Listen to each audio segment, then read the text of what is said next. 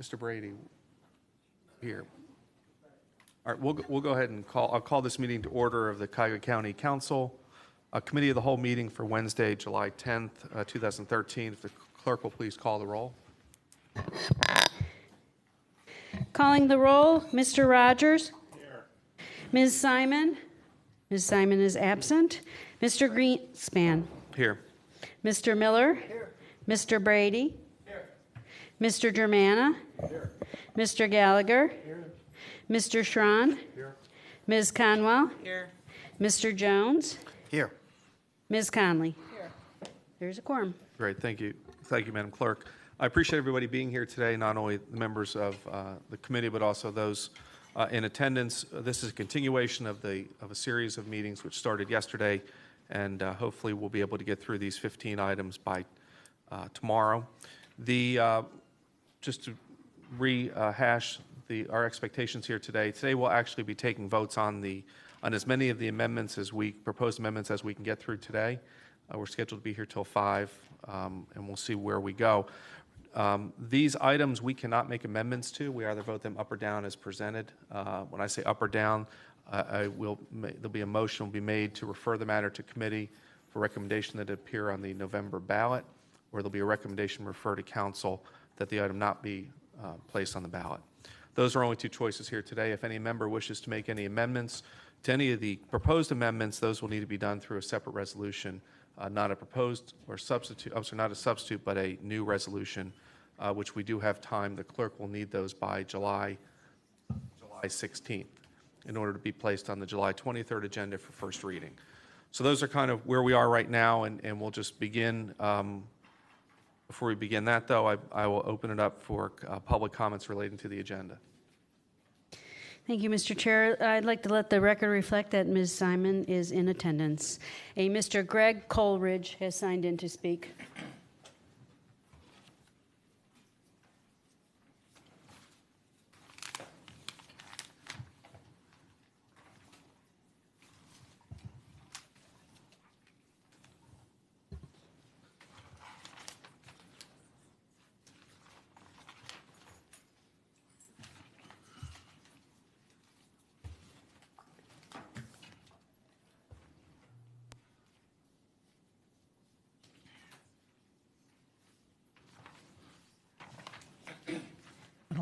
Can always be lower.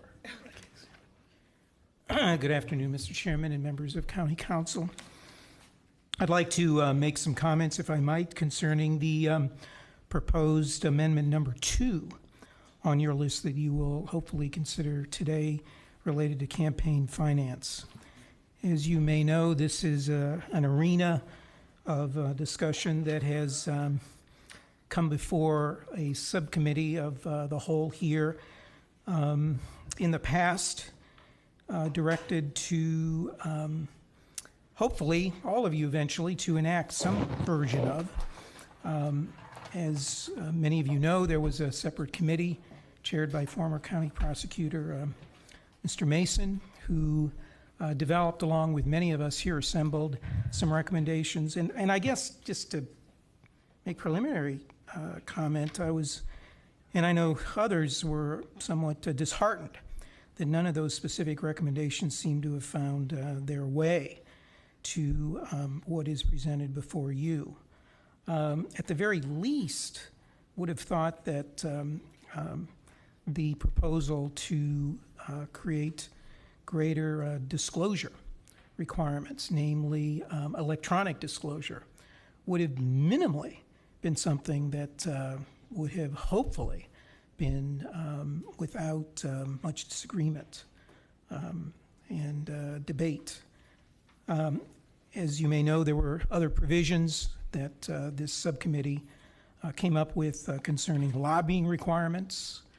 That was the second set of recommendations. The third was campaign contribution limits that seemed to have met the greatest amount of controversy, and the last was related to clean money or full public financing of elections. I see that none of those directly are enclosed here, but rather that this calls for a process that would greatly, I guess, empower you as a collective body to include not just giving you the powers, but the duties or the responsibilities to enact what you would feel would be appropriate campaign finance laws and donor disclosure requirements. It seems like somewhat of a, a necessary step. It would have been, I would have thought, a, so to speak, slam dunk to have included at least disclosure requirements without having to spend extra time and all of this, whether it's campaign disclosure requirements, campaign finance limits, or anything else, I think if enacted by reasonable amounts, would not only create the reality, but just as important, the appearance that Cuyahoga County is moving in the direction of greater cleanliness concerning politics as usual, because as we know, there's quite a bit of concern and quite a bit of skepticism about politics. So I guess I just would conclude by merely saying that this is as good as far as it goes. It doesn't go very far. It is disturbing in its limitations, and would hope that this would serve as a stepping stone, however, to give you collectively an opportunity to have not just greater powers, but also duties to create appropriate limits, and that along the way, in the course of that you would establish a process that would include we, the people, the public, in providing opportunities to give input as to what such disclosure requirements, lobbying requirements, campaign contribution requirements, and hopefully the provision of clean money requirements might be. So with that, thank you for your consideration. Thank you. Madam Clerk, any other public comment? No, there is none. Okay, great, thank you. Let the record reflect that Councilmember Simon is in attendance. Thank you. Moving on to the First Amendment for discussion, if the clerk will please read the item. Okay, noting that all of these items have been referred from the council meeting as of yesterday, they are no longer pending. They were all referred. Resolution number 2013-0133, a resolution providing for the submission to the electors of the County of Cuyahoga an amendment to Article 2, Section 2.032 of the Charter of Cuyahoga County relating to the appointment authority of the county executive and declaring the necessity that this resolution become immediately effective. Very good, thank you. If the Law Department would please address this issue.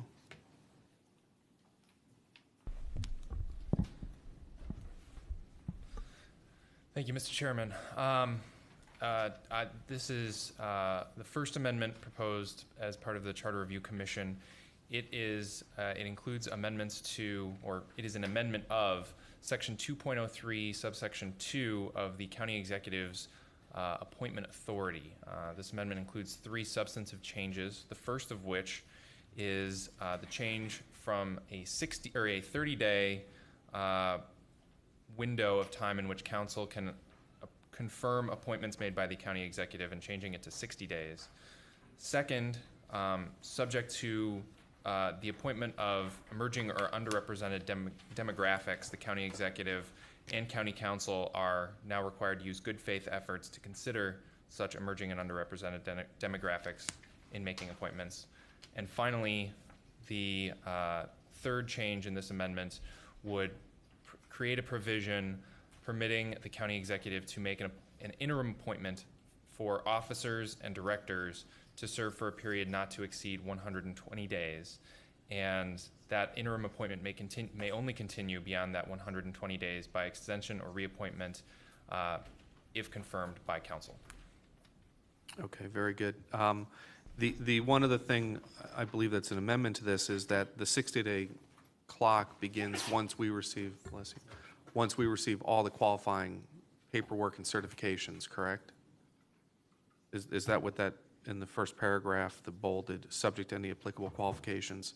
I believe that language is meant to be part of the second element of this amendment, dealing with the appointment of emerging or underrepresented demographics, Okay. qualifying the consideration in that the appointment of such underrepresented or emerging demographics is subject to the applicable qualifications or requirements for the officers and members being appointed. Okay, Madam President.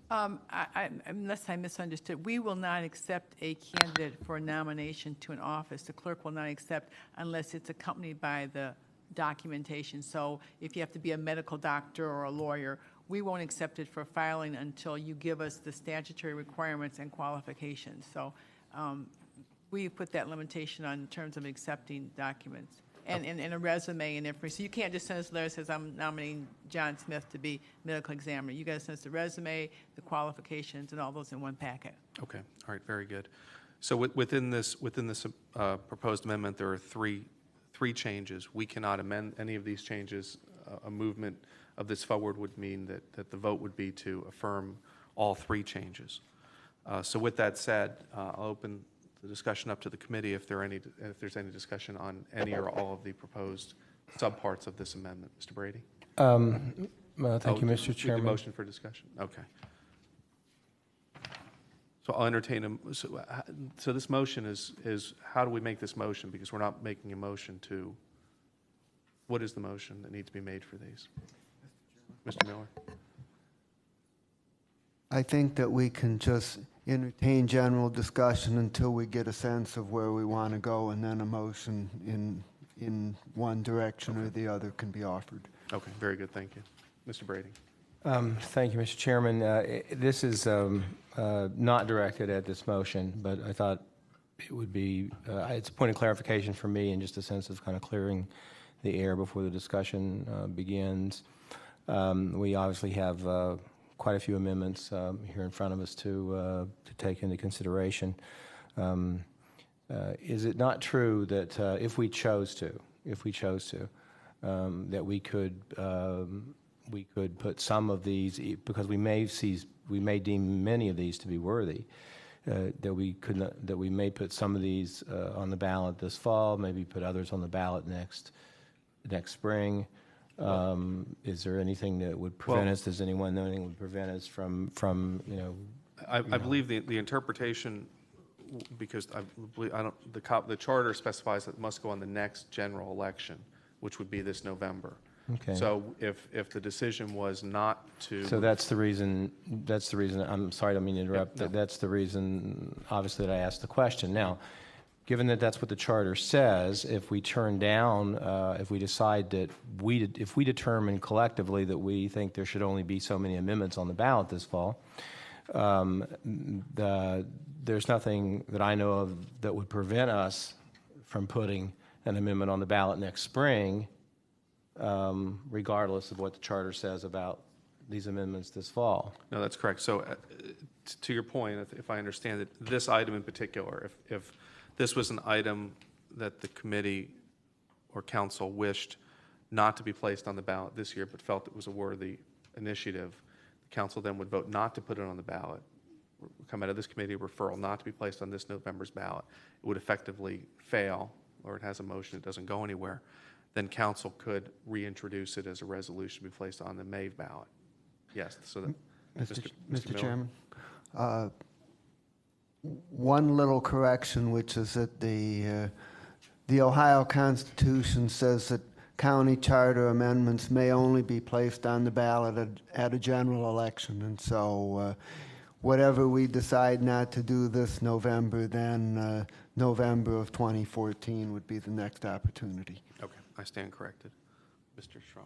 Following the logic of my colleague on this, is there a system whereby, rather than voting them up or down, that they could be retained in the committee of the whole if we choose not to go forward with it and pick only a certain number? Because I think that, I don't know, if we had a prioritized list at all from the charter review as far as which would be, if they could only put one item on, which would it be? If they could only put 5 items, which would be the top 5? If they could only put 10 items, because my personal belief is if we put all 15 on, we're asking for probably a train wreck, and that we would not get acceptance from the public on it, because you'll get a series of no's, unfortunately, because it makes it that much more difficult to sell. So following Mr. Brady's logic, is there a way in which we can retain them in the committee of the whole without necessarily having vote them down in regards to putting them on this ballot.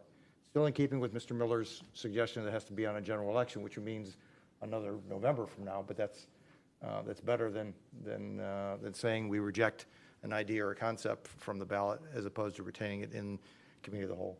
Let me defer to Chairman Akers. I know he and I in the phone conversation discussed a similar, along this same line, and I asked the question Mr. Schron asked regarding prioritization, and not to put words in your mouth, you can correct me if I'm wrong, but I believe your statement was these are the 15 priorities of the committee. Yeah, Mr. Chairman, in reference to Councilman Tron, as I mentioned in my remarks yesterday, we looked at 31 or 32 issues. And actually some others have got some discussion, but that had come to us before, either from members of council, the executive, or interested citizens. We determined the 15 were the ones that, if you want to say, we feel gave priority to, and others we deferred. We did not then take the 15 and say which are in the priority. So to answer your question, no. And as I said in my remarks yesterday, we were concerned that too many of them would cause potential voter confusion, but that we felt these, for various reasons, these 15 were of enough significance that we want to recommend at this time. Mr. Chairman? Mr. Miller. I would offer two comments. One is that in response to this question, I had staff do a little exercise in which we looked at all the cases in which municipalities put amendments out to their municipal charters to the voters since 2005 to the present date. And as many as 13 were offered, and there were several cases where 10 or 11 were offered, and higher numbers being offered did not relate to significant numbers being defeated. So it didn't seem to matter. The other thing is that I just note from our experience that the 8-vote requirement is a pretty high hurdle, and my suggestion would be that we make recommendations to the full council, and as we go through, we will get a sense as to how many could make the ballot this year, and I suspect it might be less than we might think, but if it does tend toward the higher end, well then once we get to the full council, rather than simply voting on each one as they come up, that prior to that point we have some kind of discussion about prioritization if we don't want to have too many. Mr. Brady. Thank you, Mr. Chairman. I think the counterpoint to my colleagues' suggestions are that this is not a municipality, this is a large county. And there are, addition to the rotation that the Secretary of State's determined for this year, for instance, the mayor and the city council will appear on the ballot, as I understand it, first. Second, the county's Health and Human Service levy, if it's passed next on the 23rd, will be next on the ballot, and then these charter amendments will follow after that, and then after that will be the Port Authority, Metro Parks, the library, and after that, I understand, would be local, municipal items that are going to be on ballots because we have 50 or so different communities. And so this is a very large, complex county, and I would suggest that everybody knows there's voter drop-off as people go down the ballot, and I'm concerned about how far that drop-off, what that drop-off means to issues that are on the bottom of the ballot, even though the one that's closest to my heart is at the top. Right. Okay, all right, thank you. Mr. Chairman? Mr. Miller?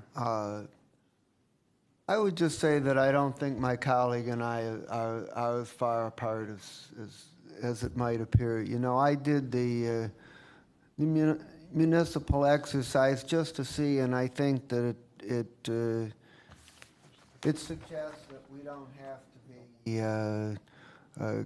crazy concerned if we get beyond 2 or 3 amendments on the ballot. But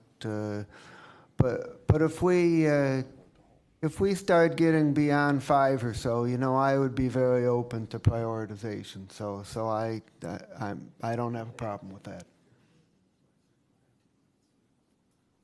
All right, thank you. All right, here are my thoughts on how to proceed. It requires 6 votes to move out of this committee to be referred to council one way or the other, to put on the ballot or not. What I think what I believe would be advantageous is for a motion to be presented to refer it to the ballot. We take, if it passes, it passes. If it doesn't, then obviously it doesn't. The second motion would be to hold within this committee for further consideration, be discussed later at the end of today or tomorrow. And then we'll see which ones have consensus to move forward and which ones might be challenged. Ms. Simon? Thank you, Mr. Chair. I think what the issue with doing that is if we're unclear about the likelihood of all 15 passing on the ballot, and I think that's an issue of putting too many on, then by us taking each individual item and voting to put them on the ballot, that's kind of looking at each one in a vacuum. I think we need to look at this globally, and maybe that's what we're talking about, to see, get an idea of how many we think would likely pass, and then be able to then consider each of them in that context. I think maybe that's what the issue is in a vacuum voting on these, and then not necessarily considering how many are likely to pass. I believe the challenge is trying to identify a correct number to be placed on the ballot, and I don't necessarily feel the responsibility for us to determine that. I would make the decision that we vote on each one individually. If it's up or down, if it moves forward to be placed on the ballot, it moves forward. I understand the challenge that may pose, but that's kind of my position on these.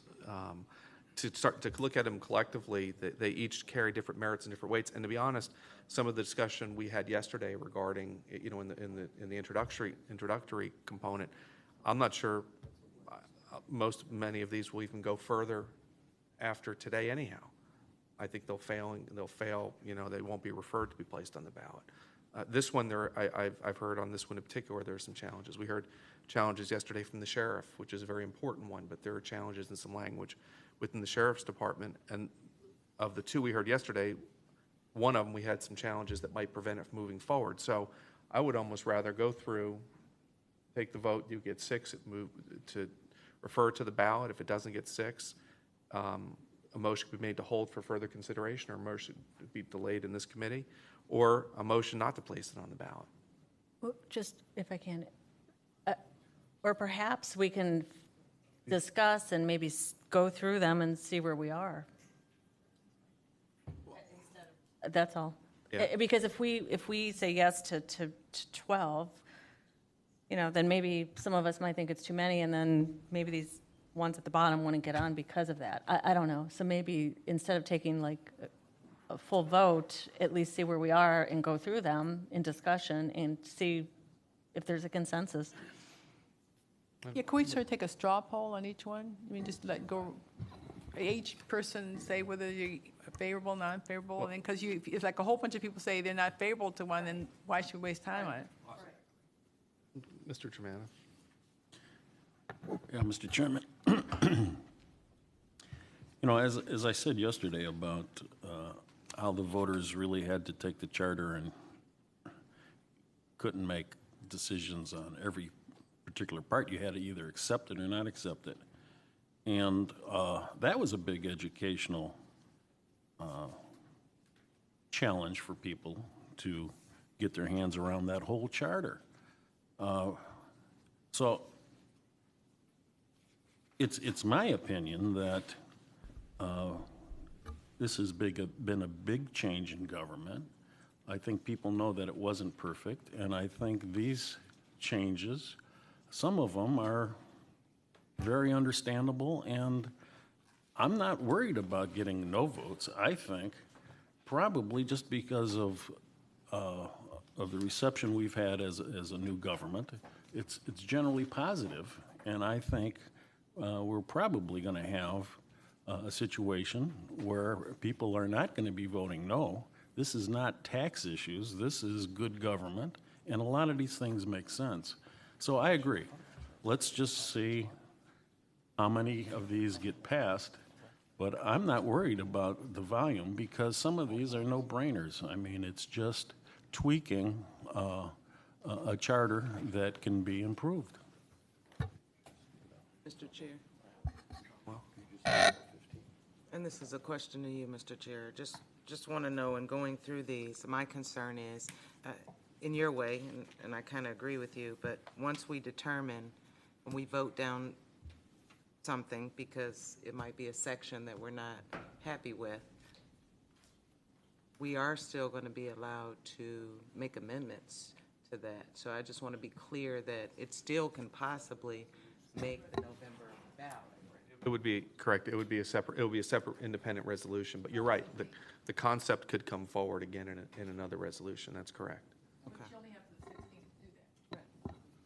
Well, But it would still be an amendment going to the ballot. So the way I look at it is you're going to end up with two lists, basically. As we're going through this, a list, we may vote something down, but because of a section that the majority doesn't agree on, that needs to be amended in some kind of form or fashion. And then the ones that are just a no. And then when you have those two lists, then you can look at prioritizing. Mr. Rogers. Well, yeah. Well, Just along that point, I know that there have been discussions on possible amendments or / replacements due to specific issues within each of these amendments. And I'm wondering if, I mean, we could be in a situation where we vote something down now, anticipating that a replacement is coming forward, but then at the end of the day, maybe a replacement doesn't come forward. So I'm wondering if there's some type of way, I don't know if we hold off on the vote altogether, wait for amendments to come in or replacements to come in, and then actually have the vote.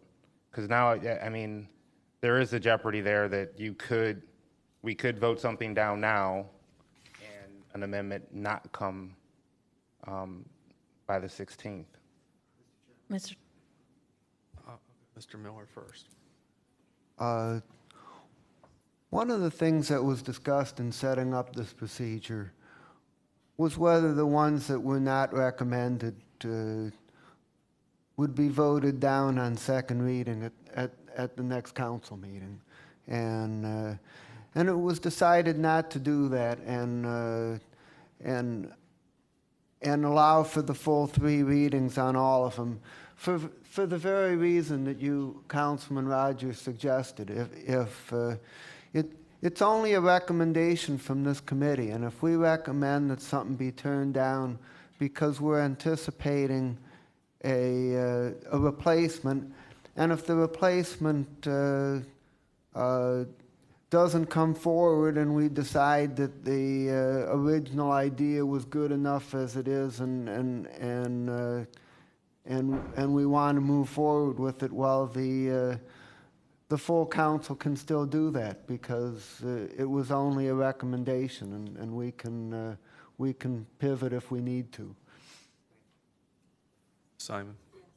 That's right. That's what I was going to say. In thinking about this further, and just to expedite this process as far as the vote is concerned, not the deliberation, I believe my belief is that we'll entertain a motion, whatever the motion is that comes out on these individually. Refer to the charter, to the ballot or not to. And if we don't get a sufficient vote, I'll entertain a third motion to hold for further consideration later on in these committee meetings. So it's either to the ballot, not to the ballot, or we'll hold it in committee, hold it here for further discussion. Mr. Chairman. Mr. Brady. I think after listening to different councilmen express themselves, that we're really not, as Councilman Miller said, that far apart. It's just I don't want to, or didn't want to give the impression that I wanted to speed up the debate or throw half the amendments out today or something. Just that it's just in my mind, it's a fact that the ballot is going to be a long ballot. And we should just take that into consideration. Right. I agree. Mr. Schron? Just hearing the chair's comments or suggestions as far as the sequence, I might suggest you go and reverse the sequence, which is to vote to hold in committee, and that way you've at least retained it for amendments or anything of that nature without having to have a vote up or down. If there's something that is so opposed that somebody wants to vote it down on the ballot, then you should be not going on the ballot.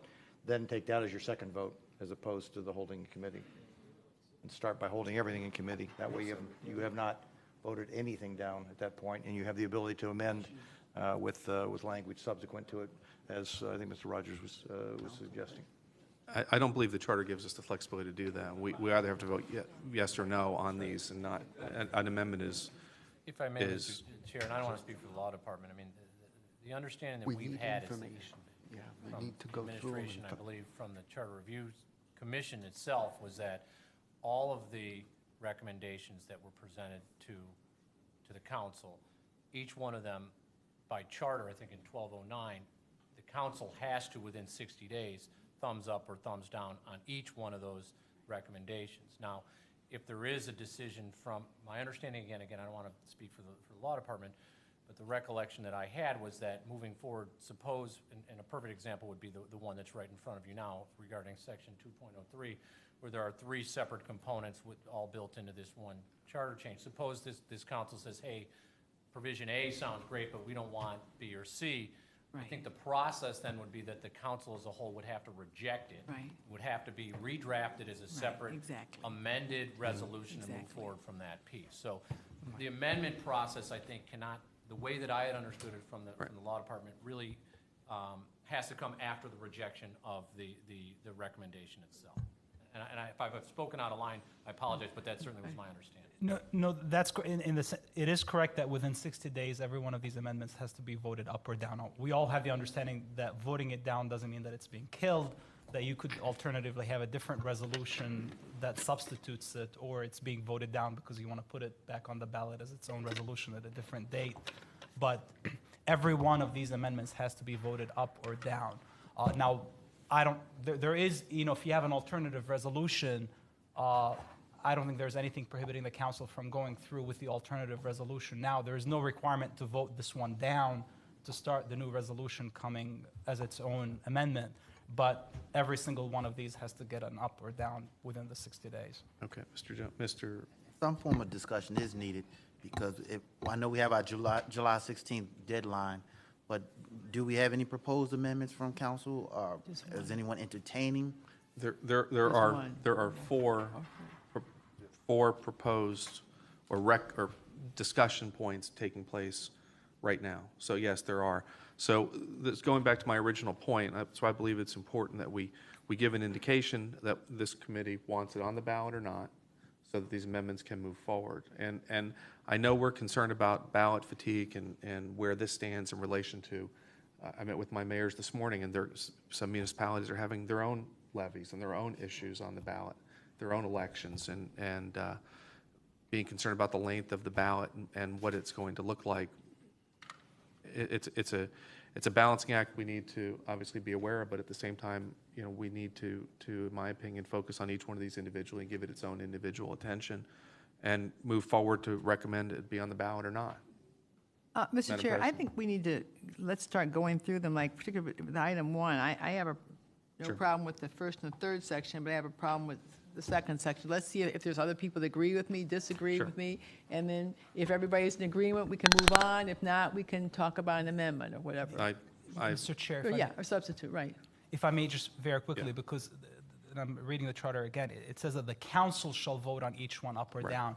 So the point that I'm trying to say about keeping something in committee, at the end of the day, you have to get it back to the full council to vote it down, even if you decide not to proceed with it. Right, and that's my intent is by tomorrow at 5 o'clock, assuming we get through all 15, these 15 items will be referred back to council with a recommendation one way or another, to move to the ballot or not. That's the intent. I know we're trying to prioritize and say, well, do we want 6? Nobody said a number, but do we want to put a limited number of these on the ballot? I don't have the answer to that, because until we've had discussion on each one individually and taken the vote at that point before we move on to the next one, we don't know where the challenges are. And we may find at the end of the day, there are only 3 or 2 that make it to council with a clean referral. And then there could be pending resolutions coming forward with amendments to this concept. So Mr. Sure, if all we're doing is recommending to the full council, then that's fine. Let's go. Correct, and that's, so the motions, Let's go. correct. All right, very good. So since we diverted from the original explanation, but I believe it's still fresh in our minds, Madam President, did you say you had some items you wanted to discuss regarding this amendment? Yeah, and item 1, I'm going to try and be brief on these. I have no problem with the first section, going from the 30 to 60 days. I have no problem with the third section with the interim appointments. I had kind of swayed on that, but I'm fine with that. But I really was satisfied with the wording of the original charter. This considering emerging and underrepresented demographics is of some concern to me. So I'm just not clear on that, and I'm not satisfied. I'd rather have left it the way it was. So I could vote for this if it was 1 and 3, and don't bother section 2. Okay. And unfortunately, to that point, Right, we have to right. vote this as Right. it's presented up or down. Any other discussion on this matter? We're The on the first First one. Amendment. Mr. Chair, just for clarity, want to follow up with the council president. So the council president is okay with obviously in favor of the 60 days. Right. Correct, and has some difficulty with the new language on demographics. Right. And no problem with the third section. Okay. What about the inapplicable qualifications? You want that as part of the submission? There's another change about. Yeah, that's okay, but I just got a problem with that whole second section. Okay. Mr. Chairman, President Connolly, background on that very quickly was, we had a group called the Next Generation Council. Most have never heard of them before. This is a group of younger people. They just felt that they wanted to see in the charter more emphasis on the fact of trying to get younger people here. That was the idea. And they felt that the current wording didn't satisfy them that. They felt, and so they came to us, matter of fact, they came to us to 2 meetings and then to one of our public meetings. So the whole idea was just to try to make sure that the executive is looking at the age factor or generation factor. Then you consider who you vote for. You make a decision, you vote for this person, and he or she campaigns that they're going to appoint certain people. I mean, just mean we have to find out how many handicapped Southeast Asians because they're underrepresented or something. I mean, this doesn't make any sense to me. No, I was just explaining that we're looking for the younger people, that's all. All right. Well, then say that or something. I don't know. And I would agree with Council President, because I think we all heard that even on the Charter Review Commission, that they were almost all East Siders, as I recall. And I think if you look at the map, you'll find that I think almost the entire Charter Review Commission was from the East Side. And They were my totally- response was, it's irrelevant where somebody lives, as long as they're the best qualified to sit on a particular panel. So I would defer and agree with the Council President on. Yeah, if you're talking this. about underrepresented, this commission was totally underrepresented. I mean, there was nobody west of Shaker. So you're talking about underrepresented sections. I mean, 75% of the county was underrepresented on this commission. So this doesn't make any sense. This section just doesn't make any sense to me. Okay, Mr. Tartar. You can, but please make it brief. Okay. I just wanted to give a little bit of context to Madam President about the Next Generation Council. They initially had language that specifically referenced putting young people and including diversity of age in terms of boards and commissions. They presented statistics and data on the current makeup and representation on current county boards and commissions. And the data suggests that young people were not being represented very well in boards and commissions compared to the current county population. And so they actually received pushback from the Charter Review Commission in their initial testimony that the age language was too specific, and there needed to be other demographics such as veterans and other groups that should also be worthy of consideration and inclusion on boards and commissions. So this is actually a compromise from the Next Generation Council's language and the Charter Review language in what you see before you. And I'm happy to take your comments back to NGC, because I'm sure that they would want to present to the council on why specifically they wanted this change in the charter. And Mr. Chairman, does the language good, if I may, does the language good faith efforts create some flexibility in, this is obviously not a mandate, some flexibility? That's exactly right. And it's not a specific mandate, it's not a quota, which was also very important for us. When we heard this specific proposal, we didn't want to see like hard quotas inside. But they presented very compelling quantitative evidence on why this change was needed. This is not just pie in the sky. This is very much addressing an issue that they see in county government representation. Okay. Any other discussion? My comment to that is I agree with Council President in that as the language is written now, I believe you cover the same thing you're covering with the amended language. So I don't see any need for the amended language other than the fact that you more narrowly define and possibly put in some conflicting or confusing language in there. But with that said, is there any further discussion? All right, hearing none, I'll entertain a motion. I'll go ahead and make the motion. I'll start at the top. I'll make a motion to refer this matter to the full council for second reading on July 23rd with the recommendation this item be placed on the ballot. Is there a second? Hearing no second, I'll make a motion this item be referred to council for second reading at the July 23rd meeting with the recommendation this item not be referred to the ballot. Is there a second? Motion's been made and second. Any discussion on the motion? Hearing none, all in favor of the motion. This is to not refer this item to the ballot in November. All in favor of the motion signify by saying aye. Aye. All opposed? This item will be referred to council with the recommendation that it not be placed on the ballot. Thank you. Item 2. Yeah, I'm sorry, Mr. Miller. I obviously agree, but would add that I think that items 1 and 3 from this amendment are very important items and that we should prepare a separate resolution for this. Very good. And those resolutions, once again, will need to be presented to the clerk by the 16th of July. And it appears we will have another committee of the whole meeting after the July 23rd meeting. The next item, please. Amendment 2, recommended by the Charter Review Commission. This is a brief one, so I'll read it verbatim. It imposes a duty. I'm sorry. Let me go to the clerk. Sure. Thank you. And also at this time, I'd like to tell everyone to please make sure your microphones are either on or off when you're speaking. If there's more than 3 microphones on at the same time, then the other person who's trying to talk into it, it doesn't pick it up. And so any speakers coming up to the podium as well, please speak into the microphone. Resolution number 2013-0134, a resolution providing for the submission to the electors of the County of Cuyahoga an amendment to Article 3, Section 3.09 of the Charter of Cuyahoga County, imposing a duty on council to enact campaign finance laws governing the election of county officers and officials, and declaring the necessity that this resolution become immediately effective. Okay, very good. Thank you. Now, thank you, Mr. Chair. A brief presentation. The second amendment recommended by the Charter Review Commission is, as I said, brief, so I'll read it verbatim. It imposes a duty on county council to enact campaign finance laws governing the election of any county officers and officials, including, without limitation, campaign finance limits and donor disclosure requirements. Okay, very good. Any discussion, Madam President? Here's my question.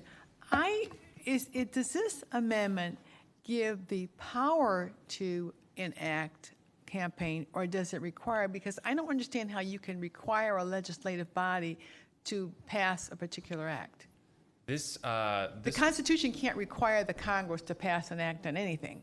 It can give you the ability, but not the duty or the obligation. Because what if we didn't pass it? That's a very good question. This is an issue that was debated at length in the Charter Review Commission, and it was determined that by the commission that campaign finance was an issue that they believed the council had a duty or should have a duty to enact campaign finance limitations, which is why this is reflected in the language in Amendment 2. Mr. Miller. Without saying about this particular thing, I would point out that there are places in the charter that require the council to do things that have to be done by legislation. For example, the charter required us to establish the rules of procedure for charter review commissions, and we did that and passed legislation. And I believe the ethics ordinance, we were also compelled to pass ethics legislation as well. Mr. Gallup. The concern I have here is, while these are all well-intended, we already report to the Board of Elections. We identify the donors to the Board of Elections. We, through our ethics program and policy that we're following, we identify anybody that's soliciting us as far as lobbying. What is in here that's other than what we're doing right now? I mean, we're already doing what they're asking. I think the biggest substantive change would be the campaign contribution limits, which currently for county elected officials, there are no limitations on Then why didn't they just say that? It does. It includes campaign. No, why didn't that just be the issue here?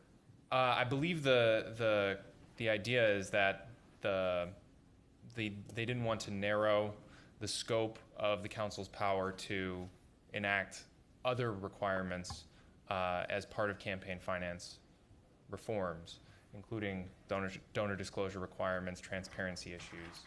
So then don't we start traipsing into interesting areas of constitutional law where people want to donate and they're being told they can't on what they want to donate? Well, presumably the campaign contribution limits and other requirements would need to conform to constitutional requirements as well. Obviously, any ordinance passed by this council that was unconstitutional would not be enforceable in court. But with the knowledge that there is enforceable campaign contribution limitations that are constitutional, I think that was what was contemplated here. And what are those? I believe the Constitution. I'm not entirely. There is no magic number that's constitutionally permitted. It's a case by case situation. That's the struggle that we went through when the committee tried to do it. There's a number of findings that the council has to make to be able to set those numbers. I mean, it depends on how much campaigns cost in this region. That it depends on if there's a history of corruption or a history of issues to justify it. So there is a process and a findings. This is a remedy to a problem. So you have to find what the problem is and to fashion the right remedy, as opposed to just. The interesting thing I find with this is that I've not seen an example, or maybe I'm just missing it, of where there were shenanigans with campaign contributions that would justify moving something like this forward. At the county level, you mean? At county level, yes. I mean, was somebody getting an unlimited amount of money for a contract, or? I would defer to Mr. Tartar. All right. Thank you. Sorry. No, let's get some historical perspective from the commission. Sure. Just to answer a couple of questions that have been posed so far in terms of the discussions that we had in the Charter Review Commission, why do we move forward on this particular proposal versus, frankly, my proposal, which was to match the county contribution limits to the state contribution limits? The feedback that I received was twofold. The first was that the Charter Review Commission are not elected officials. And many of them felt more comfortable with having people who have experience running for office and determining what would be really feasible and manageable in terms of donor disclosure.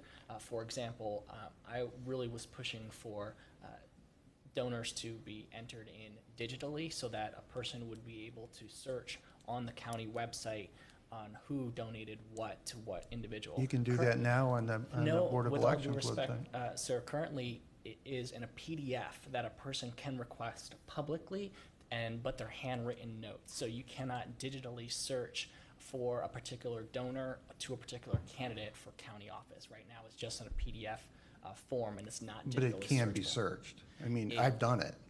It can be searched for the PDF, but if you're looking for a particular donor, let's say a person is looking for a particular donor, you'd have to go through all of the campaign finance donors, all those PDFs for all the different candidates for county office, as opposed to one search like Google. You know, you basically can Wouldn't this Google be an something. issue for the Board of Elections then? It would be something for the Board of Elections. However, the language that was submitted by the Charter Review Transition Advisory Group did offer this type of suggestion to the charter, and then the board would then follow the rule, if you will, that's been established here at council level. So know that disclosure requirement, the digital search thing that I just talked about, is not a requirement, which is why the board is not doing it. And that's why I felt at least that this would be something worthy of being in the charter. The Charter Review Commission didn't agree with that. As you can see, it rejected in the minority report, but they were comfortable with having the elected officials who have experience running for office to make those types of rules. And that's why this passed on a bipartisan basis with no dissent. I look at this as you handing us our own dagger. If I may, So ask and what you let me mean. tell you, and it's like I can just see the headlines that Gallagher says $1,000 is good. Stab, you know, and why would you throw? I don't understand that at all. Quite honestly, I mean, you're really telling us to figure out how much rope we need. To me, the checks and balances are there. And the reason I'm kind of up on this is I went through this in the city that I was in and the difficulties that this presented. And in the end, it came out that of all the checks and balances that are in place with the Board of Elections and the ethics that we have to, you know, the information we have to send to Columbus on gifts and everything else. On top of that, I'm now in an office where we have to take ethics classes and sign off on that. We are pretty locked in here, and now we're looking at locking it even tighter for a reason I don't understand. Well, if I may, Councilman, other levels of government at the city of Cleveland, the state, and the federal level all have campaign finance limits. County government currently does not have said limits. So this would be bringing county government in alignment with other levels of government that currently does not exist. And with all due respect, are we prepared to have these PACs sending money around the legislation like they do on the federal level? Does it work on the federal level? No. Does it work on the state level? No. Does it work in the city of Cleveland? I'll let the people determine that. So wherever it's been instituted, we can all argue it doesn't work because those with the money go around the legislation, and it turns into those that least need the money get the most money is what it turns out to be, and I don't understand why we're going to go down that path. And if you open this door, then you open it a little larger, and I just think more problems come in than go out. Well, that was the concern with having the limits be too low, in that you would be presented with that issue. But there were some people who felt that even though 12,500, whatever the state level, was too high, that at least provided accessibility for those people who may not have access to a $400,000 donor, that would improve accessibility by the general public into considering running for office. And that's why at least the alignment with the state level was a comfortable, I thought it would be a comfortable compromise. But they said at least let this be presented to the elected officials for them to make the decision. Okay. But I appreciate the comments. Okay. Just providing some context. I've been through it, so it's It's a difficult position that the elected officials are placed in, and the end result I don't think is very good. Yeah, there were many people who didn't actually agree with making the decision to be put to the elected officials, the very people who would be affected by this legislation. There was feedback in the media about that. However, the commission felt as a whole that this would be something that we couldn't come to 100% agreement on, but at least offer this opportunity to the council. I appreciate it. Okay, thank you. Ms. Simon, then Mr. Schron, Mr. Rogers. Mr. Chair, thank you. I totally agree with Councilman Gallagher on this one. We sat through the ethics hearings on this issue, and in the sentiment of the residents who came to testify before us was they wanted a level playing field. And in an ideal world, that works, but in reality, it doesn't work. And we saw that firsthand in the 2010 elections when we had Ken Lancey self-fund his campaign, Matt Dolan self-funded his campaign, leaving those without their own wealth in a disadvantage, which goes contrary to the goal of having a level playing field. It totally does the opposite. And when we asked the people who were testifying about that, they said, well, Lancey didn't win, or, Matt Dolan didn't win, but that's not the issue. If we truly want a level playing field, then we have to have it level. And I'm not in favor of creating a wealth candidate structure in Cuyahoga County that's contrary to the sentiment of having anybody being able to participate. It does the opposite of the goal. So I agree with the goal, but the way to do it is not to create a wealth system of people funding their campaigns. Thank you. Mr. Schron. And I agree with Mr. Gallagher and Ms. Simon on regards to this. As Mr. Gallagher went through the litany of things that we're filing on right now, I'm filing on stuff that I'd be willing to bet nobody in the audience realized, nor did I, on trips that I have with my business that are recorded that I have nothing to do with this county, but yet you go down to Columbus and you're going to find those trips are part of my recorded information out there. So I think we're recording and filing and documenting things that I don't believe that anybody anticipated as it is, and we do have an open and complete disclosure. Anybody wants to see who contributed to my campaign, or Ms. Simons or anybody's, it's right there. And if they think that something improper has been happening, by all means, then look into it and investigate it. As a matter of fact, I had some conversations with the law director on subjects that we need to make sure that we are always scrupulous as far as how we do our business in that respect. So I think that we've never, I think this group has been under the gun and under the light more than anybody in anticipation. Now, if we start drifting the wrong way, then perhaps the time will come. But we also heard the Supreme Court, I think, make some decisions on this just fairly recently, in the last, year and a half, on this very subject matter. So I think that we are not necessarily helping to add more than what we currently have. And I'd be willing to bet that people have already pulled all the records on everybody that's sitting up here. And if you find a problem, tell us out there, or have it investigated for sure. Mr. Chair? Mr. Rogers? Oh, I'm sorry. I just want to thank Mr. Tarter for his comments. I think he did a great job. I think that this is, when the residents approved our new charter, part of what they were looking for is seeing a new era where we are providing as much disclosure, as much transparency as possible.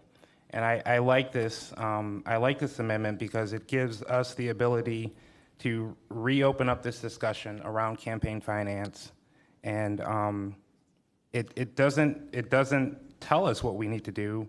It allows the council to actually create whatever mechanisms that we want to put in place, including campaign finance limits, which I think are something that's important, and the donor disclosure requirements. Our ability to have the Board of Elections actually do some type of electronic filing system where people can search our contributions, I think is something that's needed. If you're really trying to follow a trail of who, following the money, that's something that's an important first step in making that easier for the people to actually track how their elected officials are being financed. So I'm in support of this amendment. I think that, if it's passed, it will allow us to re-engage this conversation with the community and actually put something together that I think will be It's not going to be, I don't think it will be harmful to us. We already have a lot of things in place, but something that shows that we have a commitment to transparency and openness. Madam President. I just want to say briefly, I agree with a lot of things Mr. Schron said, and we talked about getting more young people involved, more people. I think this would have a chilling effect on additional, all these things, we have a chilling effect on people who want to run for office. So I'm not in agreement with it. Okay. Mr. Germano. Mr. Chairman, basically this is saying there's 12 positions that are, it's the executive and 11 council people. So now you're asking the council people to make their own rules, and kind of agree what Mr. Gallagher said is if we decide to make the limits too high, they're going, wow, they're looking for big donations. You make it too low, it's like, oh, this is, they're like Congress. They make their own rules for themselves and not for the people. So if we were, and I believe with the idea of campaign finance reform, but having the council decide what our own rules, we're making our own rules, it would be better if we took away it from council to have some independent group come up with campaign finance reform. Now, council would accept or reject what they came up with, but you're asking us to make our own rules. The other thing that, and I hate to bring up bad memories, but when I ran for this election in the first place, I ran a campaign on elect Chuck Germana for good government and experience and so on, and I had despicable opponents that, they followed the letter of the law, but it was ridiculous. I even went to the Elections Commission, but they said, his ridiculous accusations and so on, he's entitled to his opinion. It's ridiculous. I got trashed. The point being, the only way that we're going to really have campaign finance reform with teeth is if it was public financing. Now, I'm not advocating that we go to that, but I think that's really the only way where both the people, the sitting incumbents and the new people would have equal playing field as if it was public financing. Chairman. Okay. Mr. Brady. I'd, like most people, or at least some people around this table, I've been watching and listening to this debate for at least 40 years, at least since Watergate. And the reforms were put in place at that time, where we had matching financing for presidential candidates. For a couple of cycles that worked, and then candidates for presidents found that to not be enough money to run. And so now we have candidates that run billion-dollar campaigns and turn down public financing. We now have laws that allow people to put out literature anonymously without any, which was unheard of in the past. You always had to have some kind of indication on literature of who was behind it. Now the courts have decided that you don't have to even do that. You can spend any amount of your own personal money. I agree with Councilman Germana. The only pure way to go about this has always been public financing. The public doesn't support public financing. It is so frustrating because everybody wants there to be straightforward, fair elections without special interests, interfering and influencing what we do and the decisions that we make. I think we do our best. I think any council person at any time can introduce any legislation that has to do with campaign financing. If an outside group wants to lobby a councilman or lobby a group of councilmen to introduce legislation and do something like that, it would be appropriate. I think it's just one of these Rubik cubes, except that in a Rubik cube you can actually finally get it right sometimes. And that the laws change cycle to cycle. As we all know, what's fair now isn't fair then. As Councilman Gallagher indicated, you know, the ability of PACs to be able to raise money, people bundle money. I mean, I've watched 40 years of this thing go around and around and around, and I completely sympathize with people who want a clean, pure electoral system. I think that after 2 elections to county council, 2 cycles of elections to county council and a county executive, that there's been no evidence of a problem here to fix. And in fact, where laws do exist, it's clear there are still problems. So I don't think that this resolution is appropriate for the ballot. Okay, thank you, Mr. Gallagher. If I could make a suggestion going forward, and haven't obviously dealt with this before, nothing's going to be perfect, but I think you want to get to fair. And if we're talking about getting to fair, then you're going to have to maybe identify a total as to what you can spend. And I know right there you run into constitutional issues again, because that was my suggestion earlier on about 10 years ago. So it just always seems with campaign finances, you always run into constitutional battles and people that can skirt and go around the back door when you close the front door. So there seems to be a potential for an answer, but it's not at this level. It's at a higher level.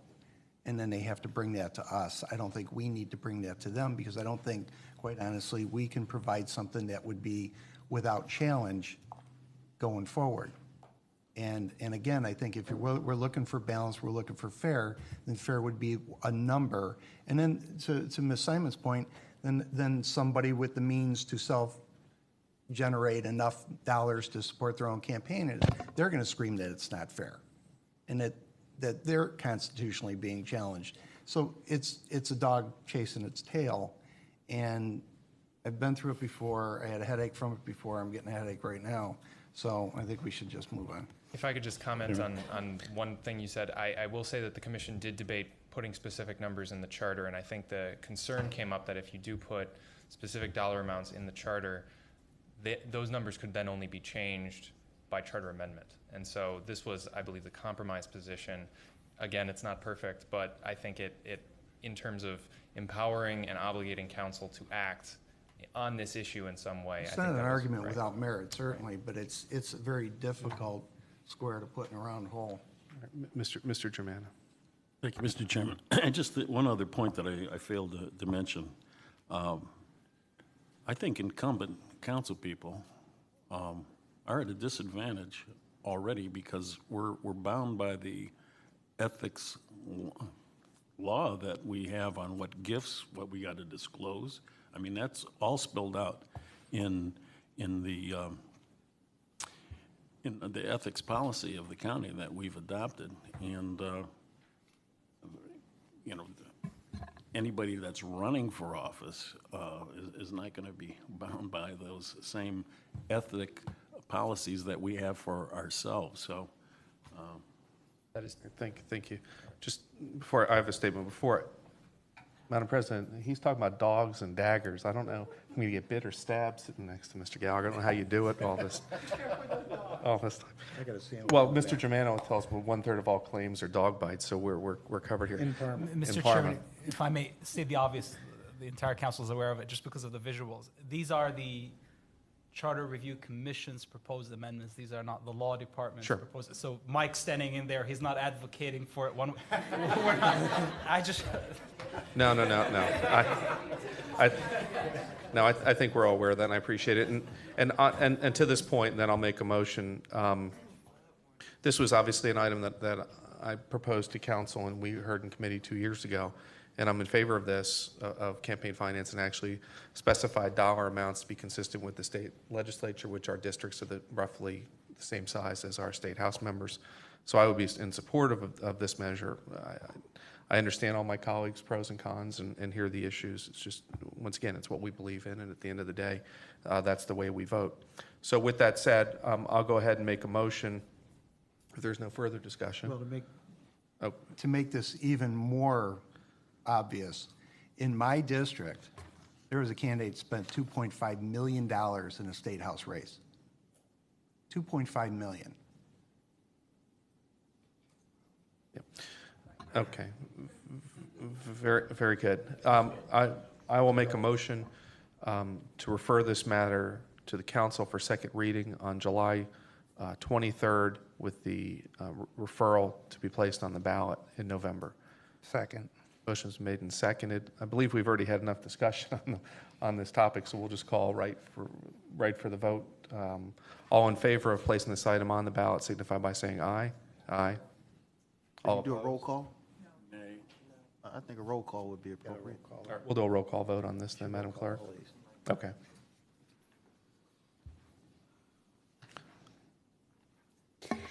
Okay, a roll call vote. I'm sorry. Beginning with Mr. Rogers. Yes. Ms. Simon? No. Ms. Conley? No. Mr. Greenspan? Yes. Mr. Miller? Mr. Brady? No. Mr. Germana? No. Mr. Gallagher? No. Mr. Schron? No. Ms. Conwell? No. And Mr. Jones? No. The motion does not carry 229. Very good, thank you. I'll now make a motion to refer this matter to council for second reading on the July 23rd meeting with the referral that this item not be placed on the ballot. Is there a second? There's a second. Ms. Conwell seconded. Roll call vote. This will be not to place the item on the ballot.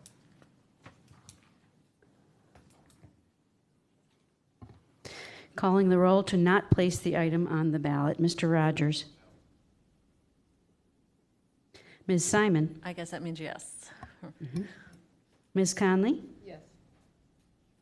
Mr. Greenspan? No. Mr. Miller? Mr. Brady? Yes. Mr. Germana? Yes. Mr. Gallagher? Yes.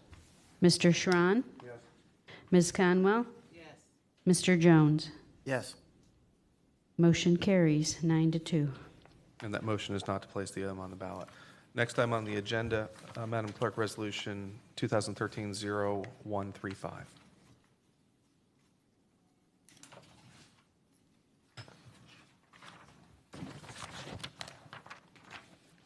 Resolution number 2013-0135, a resolution providing for the submission to the electors of the County of Cuyahoga an amendment to Article 5, Section 5.01 of the Charter of Cuyahoga County, requiring the executive to solicit the advice of the administrative judges served by the clerk of courts prior to appointing the clerk of courts, and declaring the necessity that this resolution become immediately effective.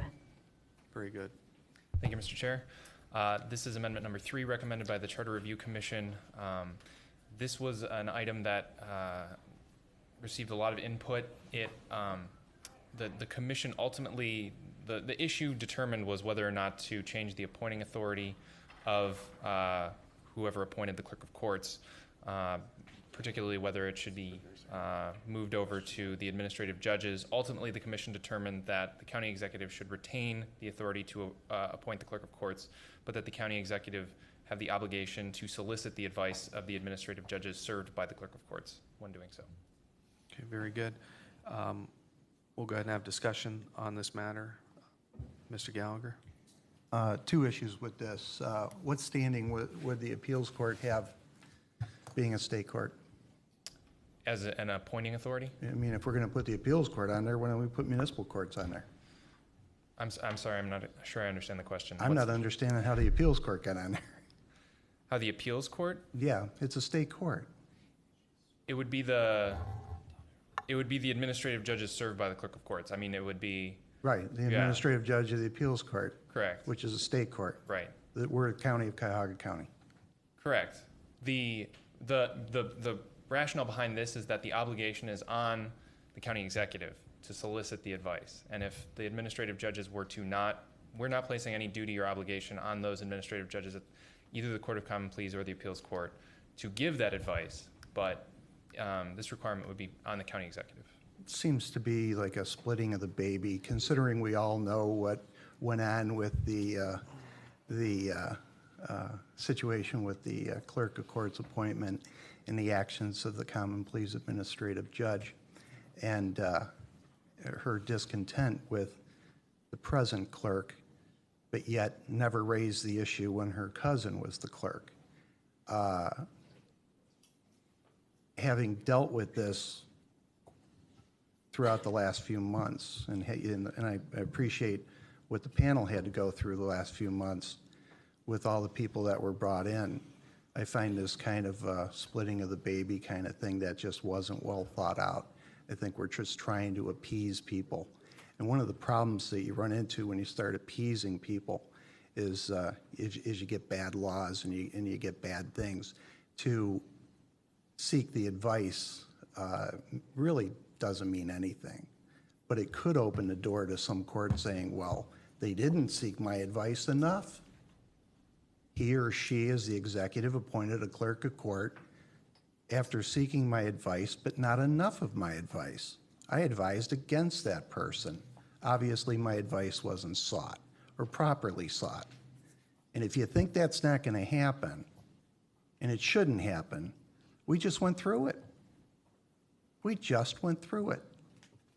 So if somebody wants to explain to me the rationale behind this, I'd be more than happy to listen to it. And what I'd like to do as far as the Charter Review Commission, and I'll come forward, Mayor, is through the chairman, if just one person from the Charter Review Commission discuss each topic so we don't have a protracted debate on the issue. So go ahead, Mayor. Thank you.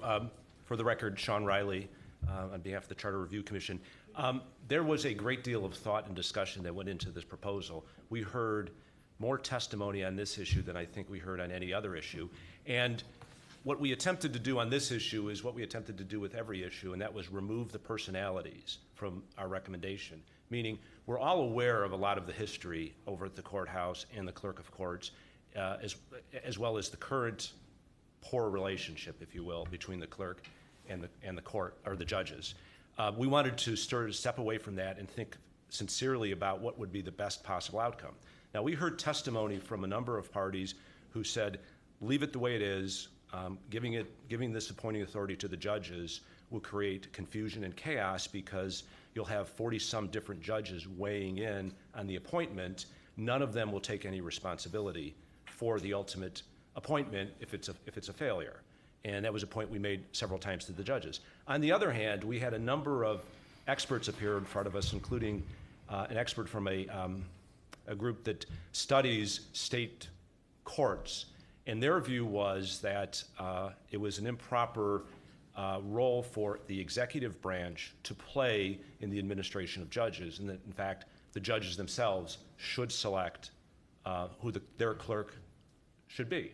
And the number of parties, of course, pointed out to us that if we left it with the executive, we would remain the only county in the state of Ohio in which the appointing authority for the clerk rested with the executive, as opposed to the other counties in which it rests with the voters.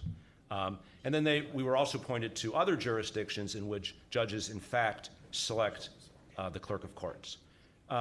Our recommendation is, in essence, a compromise. What we attempted to do here was to leave the authority with the executive so that the voters, if they're dissatisfied with the performance of the clerk, can point to an individual and say, that is your appointee and you're responsible for him. So the next time you're up for election, you have to answer for that dereliction of duty. But at the same time, we wanted the judges to have a role because they will have to work with the clerk on a daily basis. And we wanted them to weigh in and be able to make recommendations to the executive. Believe me, I appreciate all the work that you did on this, and I said some prayers for you as you were going through it. And I read as much as I could as far as the testimony that was given. And quite honestly, I think the most compelling testimony was Judge Marcus. And while many people in the arena don't appreciate Judge Marcus, I worked with him, and his knowledge of the court is beyond reproach. And I sat and listened as he gave his testimony, and he really outlined what the pitfalls of this is and would be, and I couldn't argue with anything that he had said. I'm very frustrated, having worked in the courts myself for 30 years, and having great respect for all the judges in the court and the position of the judges in the court, I should say. But I've always seen the flaws of the clerk's office. We all knew they were there, and I never knew to the extent that they were until I got where I am. and then we confirmed the previous clerk for 2 years. My problem there is the courts never said a word. And as the problems that were exposed, they backed off as though they had no knowledge of anything. And then when it became apparent that they did have knowledge, they threw the previous clerk quickly under the bus and then rushed to challenge the clerk we have now, who was doing an incredible job, doing things in months that couldn't have been done in centuries in this county. And I think lawyers that deal with the clerk of courts are going to appreciate it if they haven't already. But to allow, in my opinion, the foxes back into the hen house, we are out of our minds. And the only reason I say that is the action of the common pleas administrative judge that we just had in my committee. It was unprofessional. It was demeaning to the position of chief judge of the common pleas court. It's demeaning to the clerk of courts. And it's quite honestly a slap in our faces who confirmed this young woman. Right. And I can see the pitfalls, and I told the court earlier on, I see the problem with the executive appointing a clerk. We could be down the road looking at an executive who wants to put their friend in there who's not prepared for that. And if you had a willing counsel or an unwitting counsel that voted for confirmation, you could have 4 or 8 or 12 or how many years of the same thing that we had. So I think the best thing for now is to move forward as is without the change. Very good, thank you. And I understand that, and frankly, I've followed the interaction that this council's had with the judges with a certain interest and at times amusement. But again, I want to emphasize that what we tried to do and what I think is important is to remove the personalities from the process, from the consideration. And the fact that this particular clerk is very well regarded, but the judges can't seem to get along with her, and this particular set of administrative judges can't seem to get along with counsel is a problem for today, but we're dealing with the charter that has to guide the county for decades. Our view was that retain the power with the executive subject to this body's approval, but involve the judges in the process because, again, they will be working with the clerk on a daily basis. I can appreciate it. You did a great job. All right, thank you. Ms. Conwell? Then we'll come. I have several problems with this, but I'll just mention the one. When we talk about the language, we're in all the committees that I sit on and probably some of the others, there's always some wording that is stated wrong, and or we have a disagreement with and what it actually means, and we're always looking to the law director for advice. And so I think this word shall just kind of opens us up for a lot of legal ramifications, because it means that the county exec, whoever he or she may be in the future, can, if they so choose, is how I'm reading it, allow the administrative judges at that time to weigh in on the appointment of the clerk, and they may choose not to. And so that's basically why I'm finding an issue with this, because of that word shall. Somebody's not going to like that the person says, no, I don't want to listen to your advice, or they do listen to the advice and still the decision is determined to not go with who they want. So that's my point on this. Very good. Madam President? Thank you, Mr. Chair. I just want to premise my remarks that I still have a fundamental problem with the executive branch appointing the clerk for the judicial branch.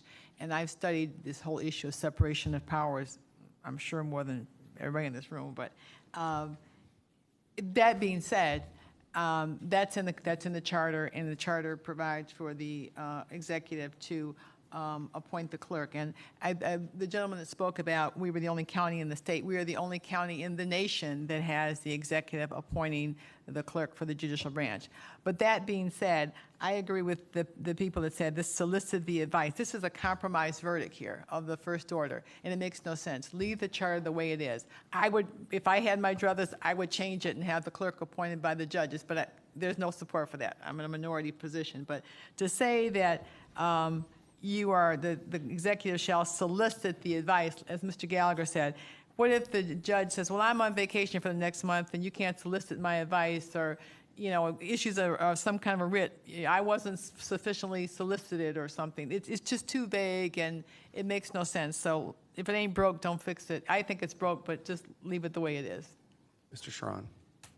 Thank you, Mr. Chairman. I agree with the points brought up by Mayor Riley that we have to eliminate the personalities from the moment of time where we have this currently hotbed of information going on back and forth in the newspapers, and look to the long term. I think that the word shall is an appropriate word. I don't think it's inappropriate to be asking for those with whom they work. If following the council president's belief that appointment by itself should actually be in the judicial branch, then why the word shall should not be a bother, because it's at least a compromise. As we indicate, there's nothing that says that the county executive cannot set out standards whereby that solicitation would take place, a form, a standardization, how that report should be, how the input should be presented to them in a reasonable format with a reasonable period of time, 60 days, 90 days, and whatever the time period is. And if the court should choose not to respond on the form, in the format, in the technique, in the method, in a timely manner that the county executive was soliciting that information, then the judicial branch would have lost their opportunity to provide that input. So I think that this is a reasonable place to be, whereby it makes sense to me that if you have a county executive that comes in with very little background and very little experience in this area, it would make sense for them to be soliciting the judicial branch to say, okay, what are the things that I should be considering when I'm going through this process? And so it seems to me to make sense. Okay, very good. Thank you. I'm sorry, Mr. Germana. Thank you, Mr. Chairman. You know, the thought occurred to me, there's a lot of important officers that the executive has got to appoint, and take, for example, the sheriff. You know, should we have the executive go out and go to the police chiefs of the county to get their input on who should be sheriff? Public Works, should we go to the engineers of the different municipalities, organizations to find out, you know, who would be good with Public Works? Same thing, Director of Law. I mean, these are all critical, important positions, and I think any executive is going to research and get people that are qualified and should be airing this with people that have got the knowledge. So I kind of have a problem with that. All of a sudden, we're just picking on the clerk of courts here and not all these other officers. So yeah, that's kind of my point. I think the executive hopefully would go out to all the constituencies, because the other part of this is that eventual nominee has got to be approved by the council. Very good, thank you.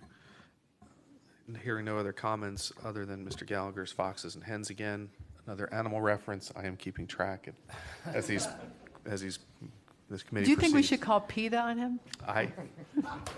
I looked him aside. You know, they don't respect my knowledge, but I'll tell you, now that I'm no longer a member of the Court of Appeals, one of the bloodiest battles I ever witnessed was the color of the carpeting in the main courtroom. Okay, I'll go ahead and make a motion on that one. Mr. Chair, before you do, if I may. Mr. Boyle? Thank you. Just to, if I may, through the chair to Councilman Germana, there is I think, a not, kind of a subtle comment that I think is appropriate to at least throw in, is that I believe the clerk of courts is the only charter provision that really provides no guidance for qualifications whatsoever in the charter. And so the comment relative to the sheriff having had to put together the packet, the mandatory packet of information for that position for Sheriff Bova, there's a laundry list of ORC provisions that the individual must comply with. For the clerk of courts, both for an elected as well as for an appointed one, there are none. I mean, there literally are none. And so I think it's only that you got to be a citizen, I think, is if I'm not mistaken. And so taking it back to Councilman Gallagher's comment at the outset was that what if an executive wanted to appoint a friend? This is a position, quite frankly, that as long as that friend was a citizen, this is the spot where you're going to put your patronage, you know, if such a situation was going to arise. And so I think that I think the expectation moving forward, the aspirational would be that this executive and future executives would, of course, whether mandated to do so or not, would, as indicated before, would obviously seek out the opinions and thoughts of interested parties. And I just wanted to point that out because it did strike me going through that there were no qualifications for this position whatsoever. And that may have been one of the rationales. I don't want to speak for the commission, but I did find that to at least be a distinction worth mentioning. Okay, thank you. Okay. Do any of our colleagues have any intention of submitting any proposed amendments to this? Well, deadline? We're not yet at this point in taking a survey to see who would be doing it. And if there was, I believe that we took a similar process we did a year ago. If members have proposed resolutions to bring forward regarding charter amendments to see Sister Joanne, and then she will then facilitate the coordination of proposals. If I thought there was an amendment, it might impact my vote, but. Well, you could always bring forward an amendment if you wish. Yeah. Okay, moving forward, I'll go ahead and make a motion. The first motion will be to place this item on the July 23rd agenda, refer to council for the July 23rd meeting for second reading with referral that this be placed on the ballot in November. Is there a second? Motion was made and seconded by Mr. Schron. We'll go ahead and call roll call vote. This is to place the item on the ballot in November.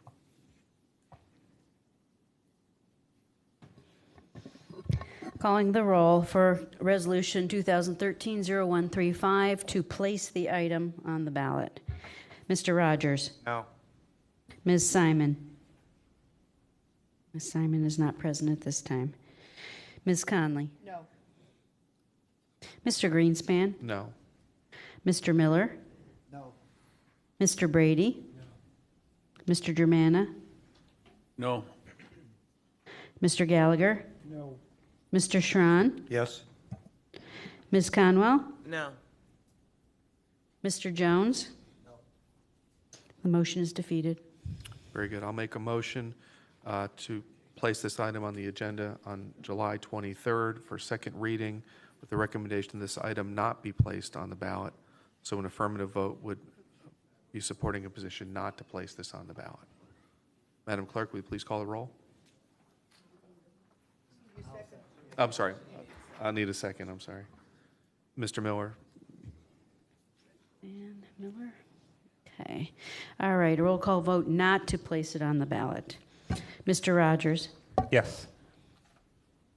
Ms. Simon? Ms. Simon is not present right now. Ms. Conley? Yes. Mr. Greenspan? Yes. Mr. Miller? Yes. Mr. Brady? Yes. Mr. Germana? Yes. Mr. Gallagher? Yes. Mr. Schron? No. Ms. Conwell? Yes. Mr. Jones? Yes. Motion carries. Okay, very good. I'll tell you, I'd like to take about a 5-minute recess at this point. We're 3 items through an agenda of 15, and I don't want to necessarily prohibit discussion, but I just would remind my colleagues and remind those presenting to make the points very specific and concise. So we'll take a 5-minute recess. We'll be back at 2:50. Thanks, yeah.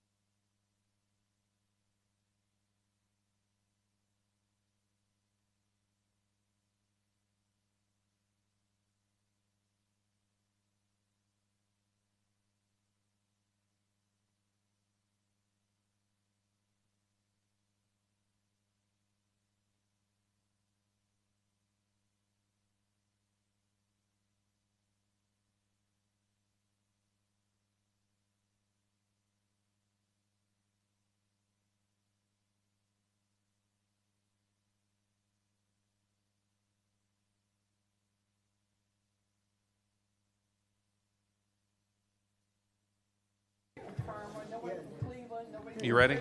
Okay, very good. Mr. Gallagher, Mr. Brady? That's like, that's an act of war.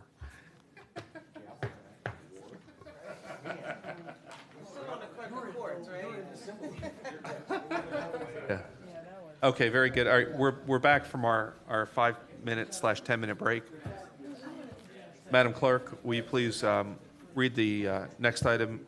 Resolution number 2013-0136, a resolution providing for the submission to the electors of the County of Cuyahoga an amendment to Article 6, Section 6.02 of the Charter of Cuyahoga County, clarifying the role of the Board of Revision and declaring the necessity that this resolution become immediately effective. I told them yesterday.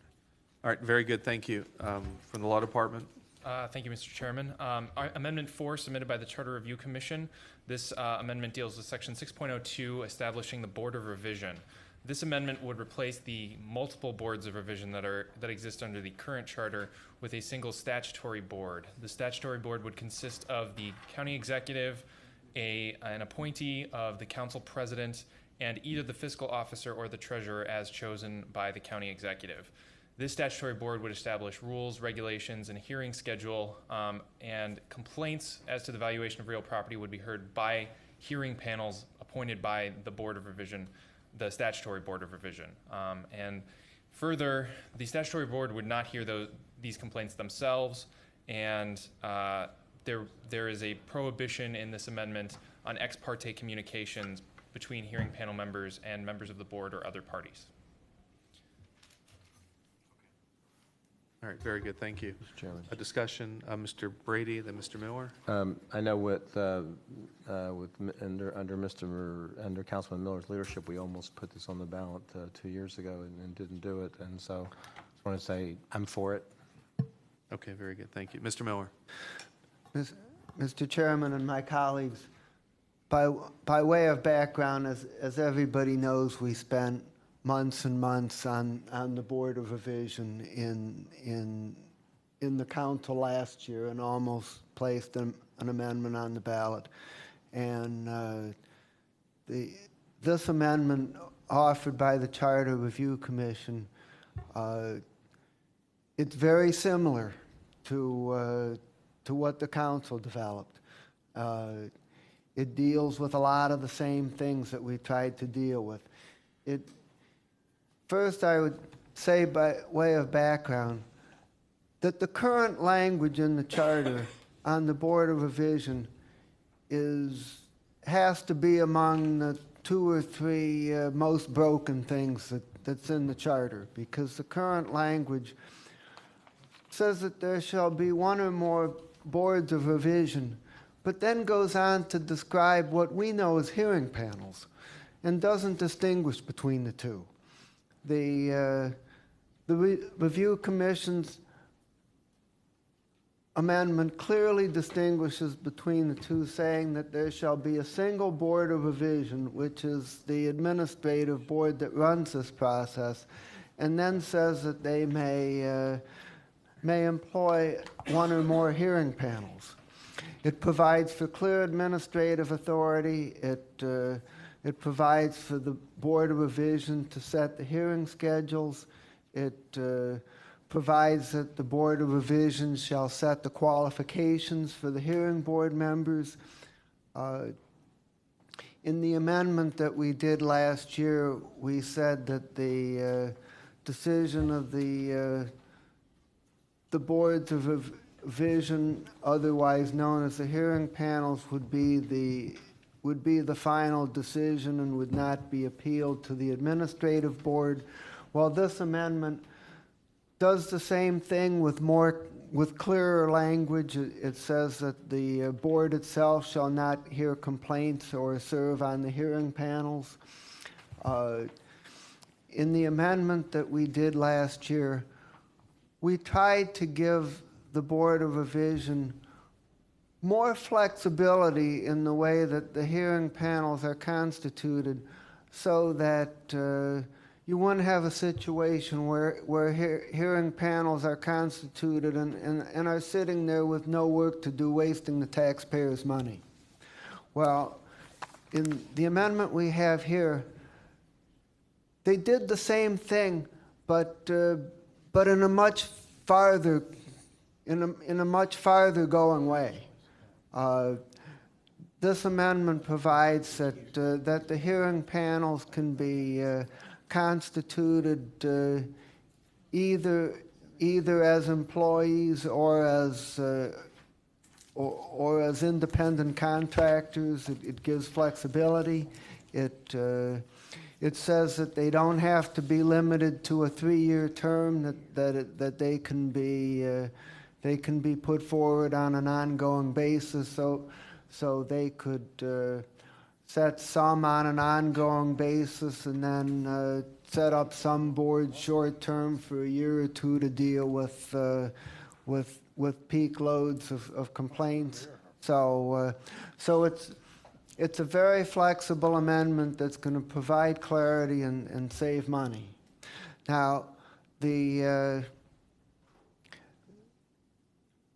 Charter Review Commission's amendment also removed the requirement regarding the hearing panels that not all members of the hearing panel can be of the same political party. However, it did include a political party diversity provision, which was similar to what Councilman Gallagher advocated last year, in which the appointed member of the 3-member administrative board appointed by the council president has to be of the opposite political party from the county executive. I'm sure that there's a diversity of opinions about that, but my feeling is that that's a fair and reasonable compromise and a reasonable approach to this. And I think that there is credibility and an advantage to putting amendments on the ballot when we can in the exact form that was submitted by the Charter Review Commission. So my recommendation to my colleagues is that we support this amendment onto the ballot exactly as it is. I think it would be a tremendous improvement in the charter language on Board of Revision. Very good, thank you. Madam President. I'm basically in support, but I have a question. What if everybody on the council was the same party as the person who was the county executive? Mr. Miller.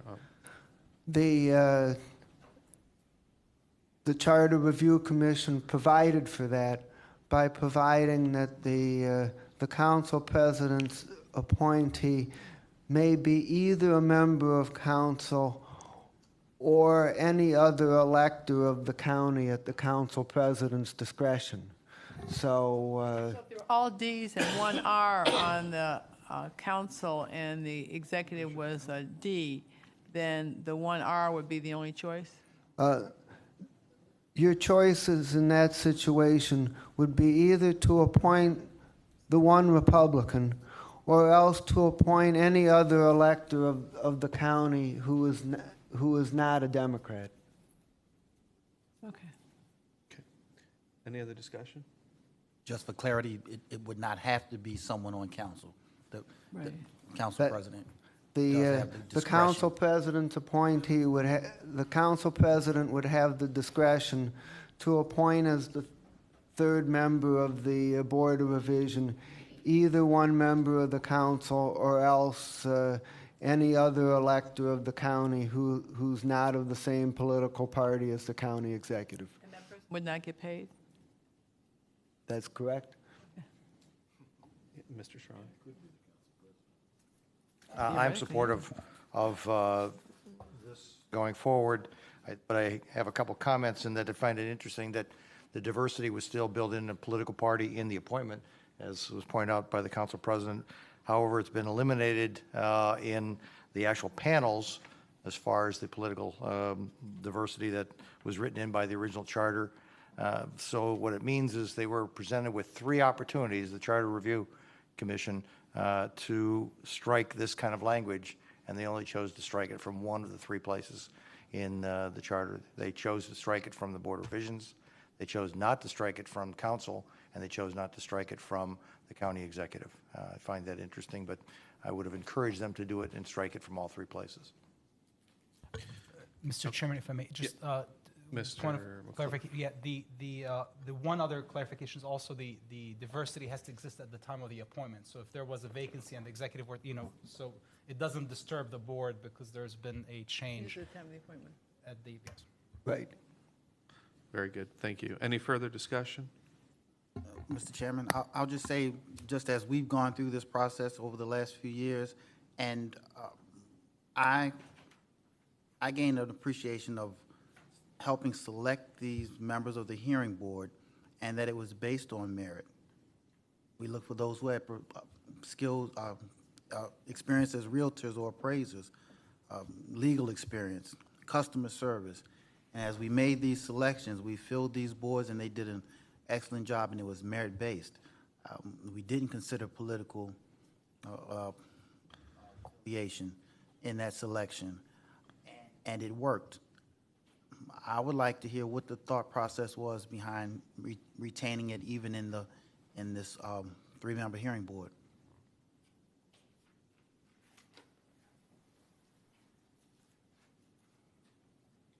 The answer to your question, Councilman, is that the comments we heard time and again was that the council many times in appointing a three-member hearing panel, because at that time it did have the political affiliation, it caused some of the better, a more qualified person from not being admitted, and therefore that's why we took it out of the hearing panel.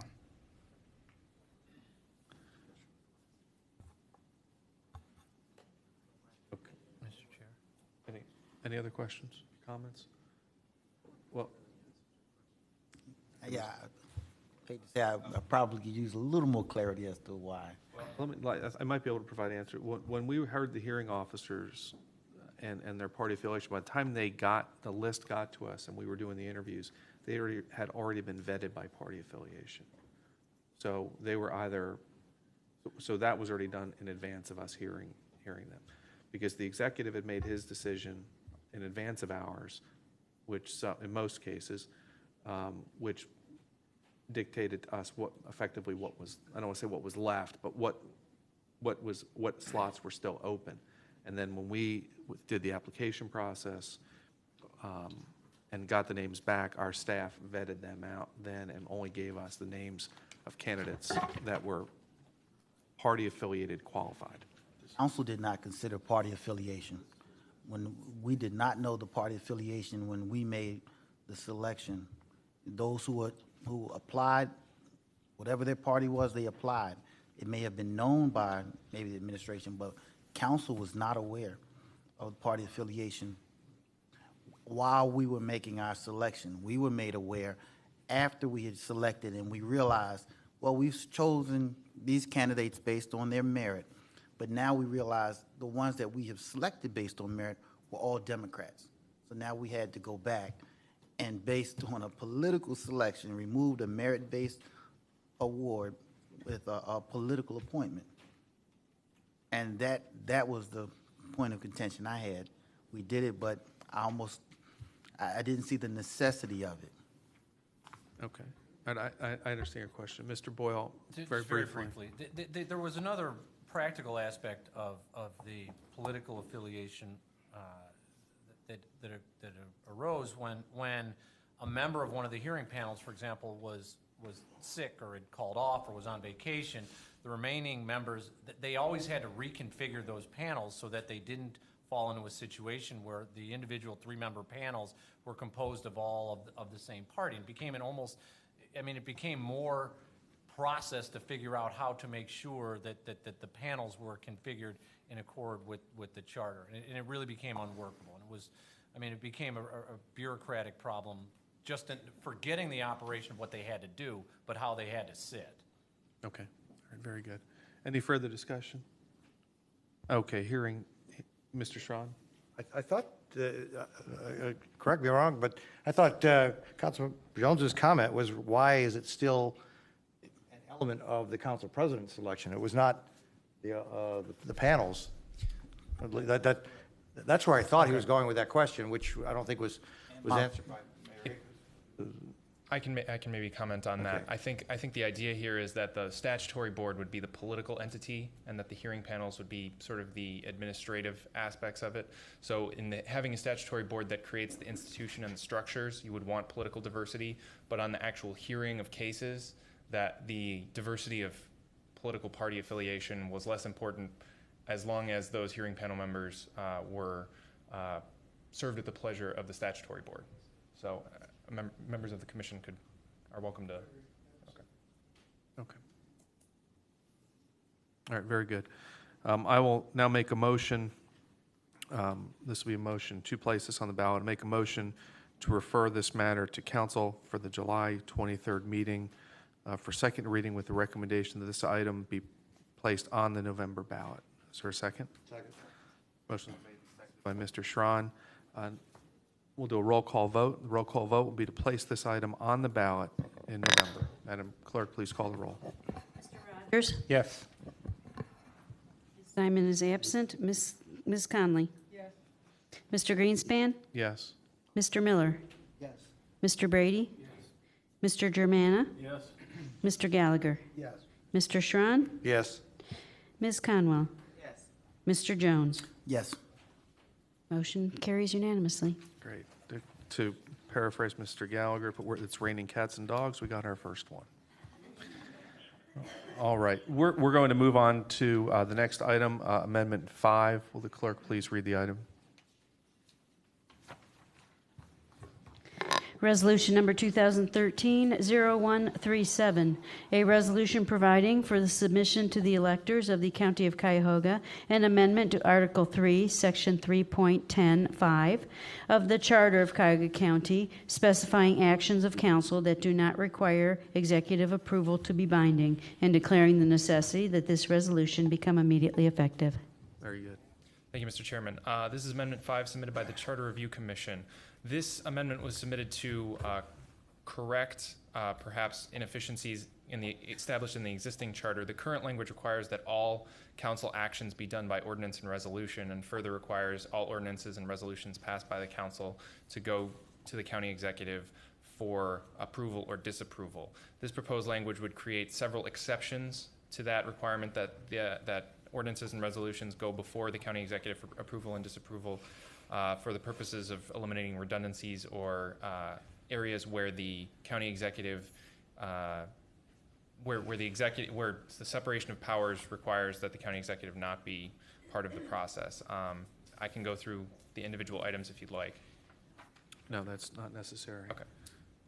Any discussion from the committee? Mr. Miller? This amendment has a long history. It was developed in the council and considered by the council, but we were very cautious in not sending very much to the voters before having it vetted by the Charter Review Commission. And this amendment was sent to the Charter Review Commission, and they supported it in the same form that we had considered it. And so I think there is a problem in the current language, and this corrects it, and I recommend it. Mr. Chair? Very good. Madam President. Yeah, I'd just like to second what Mr. Miller says. I mean, the charter put us in a position to say we adopted some rules about the time of our meeting and the executive vetoed it. It would make no sense. So this just corrects a very obvious error that was in the original document. So I think that we should go ahead and approve this, and I have no problem with this one. Very good. Any other discussion? Hearing none, I'll make a motion. First motion will be to refer the item to the ballot. Motion to refer this item to the ballot, to council for second reading on the July 23rd meeting with the recommendation this item be placed on the ballot in November. Second. Motion was made and seconded by Mr. Germana. Clerk will please call the roll to place the item on the ballot in November. Calling the roll, Mr. Rogers? Yes. Ms. Simon is absent. Ms. Conley? Yes. Mr. Greenspan? Yes. Mr. Miller? Yes. Mr. Brady? Yes. Mr. Germana? Yes. Mr. Gallagher? Yes. Mr. Schron? Yes. Ms. Conwell? Mr. Jones? Yes. Motion carries unanimously. Very good, thank you. Mr. Miller, I don't need to make a motion not to put on the ballot if it passes, correct? Okay. All right, very good, thank you. What we're going to do on item 6 is move that down the agenda, and we'll take item 7, Amendment 7 next. Clerk will please read items. Before we go to item 7, I'd like to make a motion to amend this to the Eugene Miller amendment. That's okay.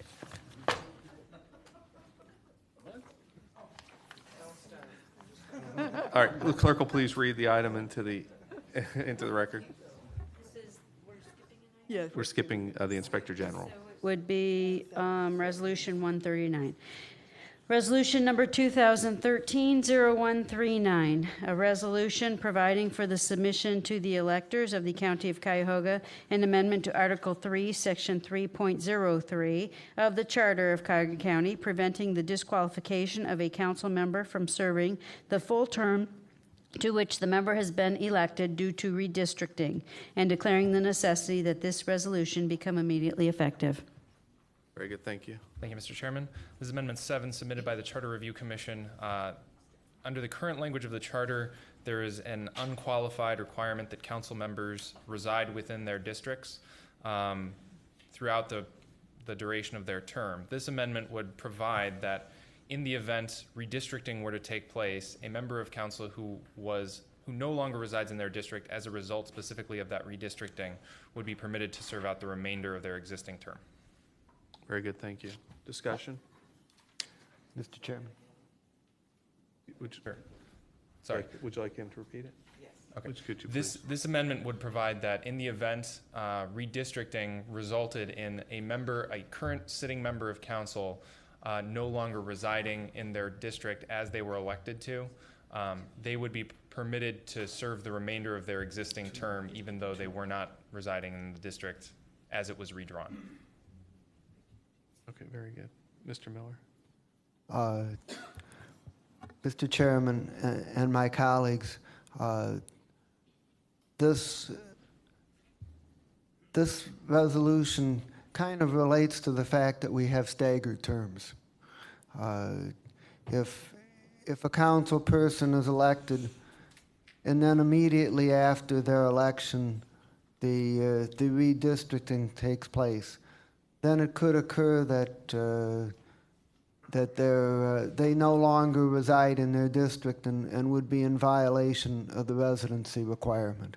And it is humorous about the Eugene Miller thing, but I would point out that in that situation, Eugene Miller had to actually move to run into trouble because it says, the city language says that once you become a resident of your district, that you have to stay a resident of your district or else you forfeit your office. In this situation, this could happen to you without you moving an inch, just because of the way the current charter language is worded and the fact that a redistricting could take place in the middle of your term. So it does address a real problem, and I recommend it. Thank you. Very good. Any further discussion? Mr. Schron. Just looking for clarity, we keep talking about it being a single person that would get redistricted and potentially move, but as lines as we just experienced could be moving multiple different districts. So you could have 2 or 3 council people when you get to the close proximity of the city of Cleveland.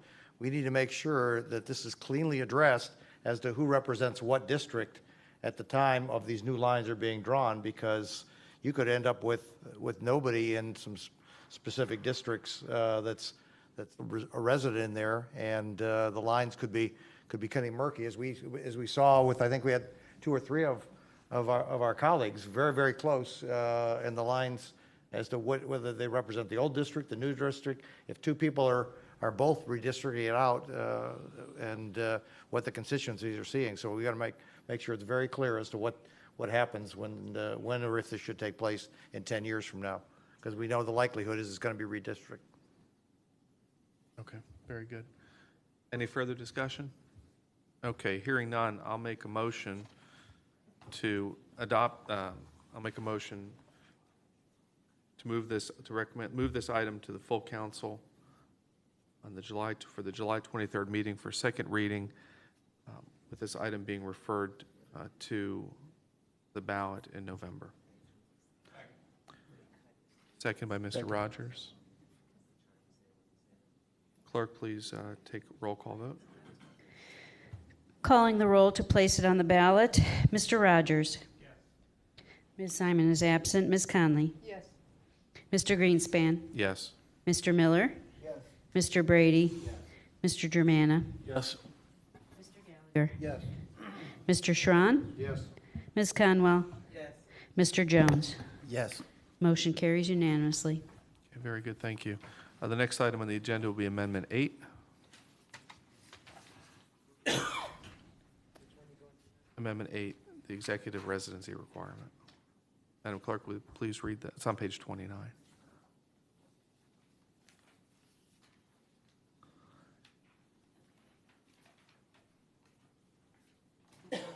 Going off the agenda itself with the resolutions. Resolution number 2013-0140. A resolution providing for the submission to the electors of the County of Cuyahoga an amendment to Article 2, Section 2.01 of the Charter of Cuyahoga County, requiring any candidate for election as county executive be an elector of the county for at least 2 years immediately prior to filing of the declaration of candidacy, and declaring the necessity that this resolution become immediately effective. Very good, thank you. Thank you, Mr. Chair. This is Amendment 8 submitted by the Charter Review Commission. This amendment affects Section 2.01, which includes a residency requirement for the county executive. Section 3.03 of the charter has a similar residency requirement for members of council, and requires that members of council be an elector of the county for at least 2 years immediately prior to filing their declaration of candidacy. The executive residency requirement currently only requires that the executive be a member or an elector of the county at the time they file their declaration of candidacy. This amendment would create parity between Section 3.03 and Section 2.01 and impose the same requirements on the county executive, candidates for county executive, as exist for candidates for county council. Very good, thank you. Discussion? Mr. Chair, I'd like to speak in support of this. I think this is a very good amendment to the charter. See what happens in New York, where they have the short residence requirements. So somebody just all of a sudden decides to move in and run, and we could have somebody from wherever, just decide to come in and run for this office and use it as a stepping stone for some higher office. So I think that the 2-year requirement is good in that respect, but also it's good for the person to live in this county and understand the various problems and the dynamics of the county. So I speak in full support of this. Very good, thank you. Mr. Brady?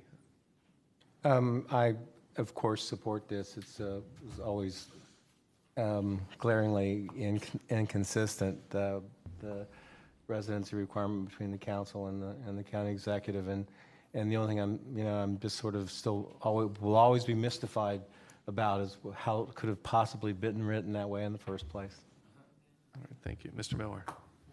I'm with my 2 leaders. Any other discussion? No.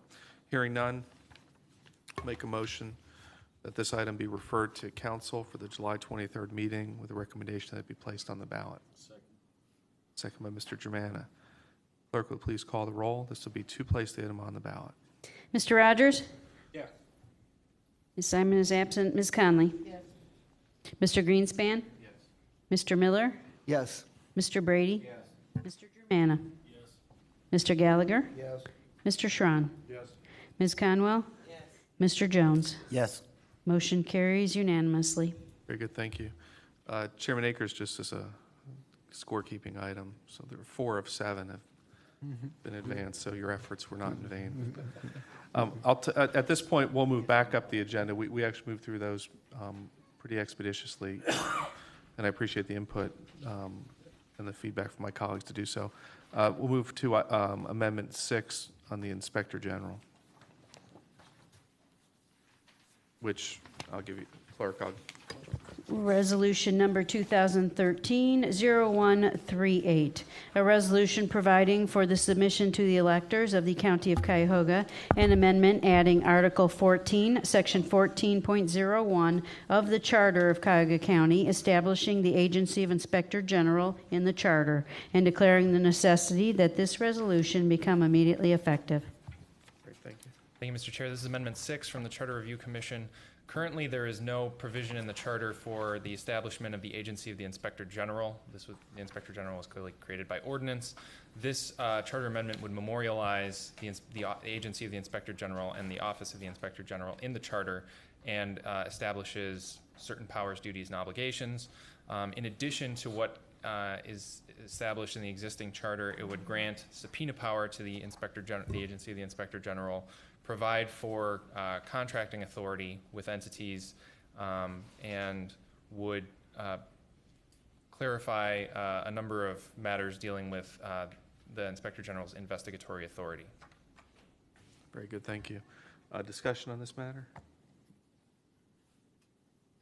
Madam President? Mr. Chair, I was in support, I am in support of the position of the Inspector General. However, I am not in support of putting this onto the charter yet. We've had the Inspector General for approximately 2.5 years. And I think that some of the people who run businesses, and I mean, I don't think that you would cast anything in stone until you know how it's going to operate. The office has been operating. There are some questions that have arisen about the Office of the Inspector General. It essentially alters the relationship between supervisors and employees. I think they're basically doing a good job, but it is costing us almost $1 million a year by the time we pay all the expenses. I'm not saying to cut the office at this time, but I think that we should let the office continue to operate. I continue to have a problem with the relationship of the current Inspector General with the executive. I don't understand why she goes to the staff meetings for the executive. I don't understand why she goes to the retreats for the executive. This is supposed to be an independent office. We've only had one Inspector General, so if we had another Inspector General, we may have a different flavor to the office. I continue to have problems with reports from the Inspector General who call the name of, Mary Jones and John Smith. We investigated them. And at the very end, it says, well, John Smith didn't do anything. Well, I got a problem with that because that person, his name is besmirched because you mentioned their name. So anyway, I think that there's essentially some kinks that have to be worked out in this office. I think it should continue to operate, but I am not in the position to vote to put it in the charter because I'm not voting to abolish the office, but I think that we need to work with it and monitor it for at least another 2 years before we cast it in stone and put it in the charter. Very good. Any other, Ms. Conwell? Yes, Mr. Chair, I have to agree with the council president.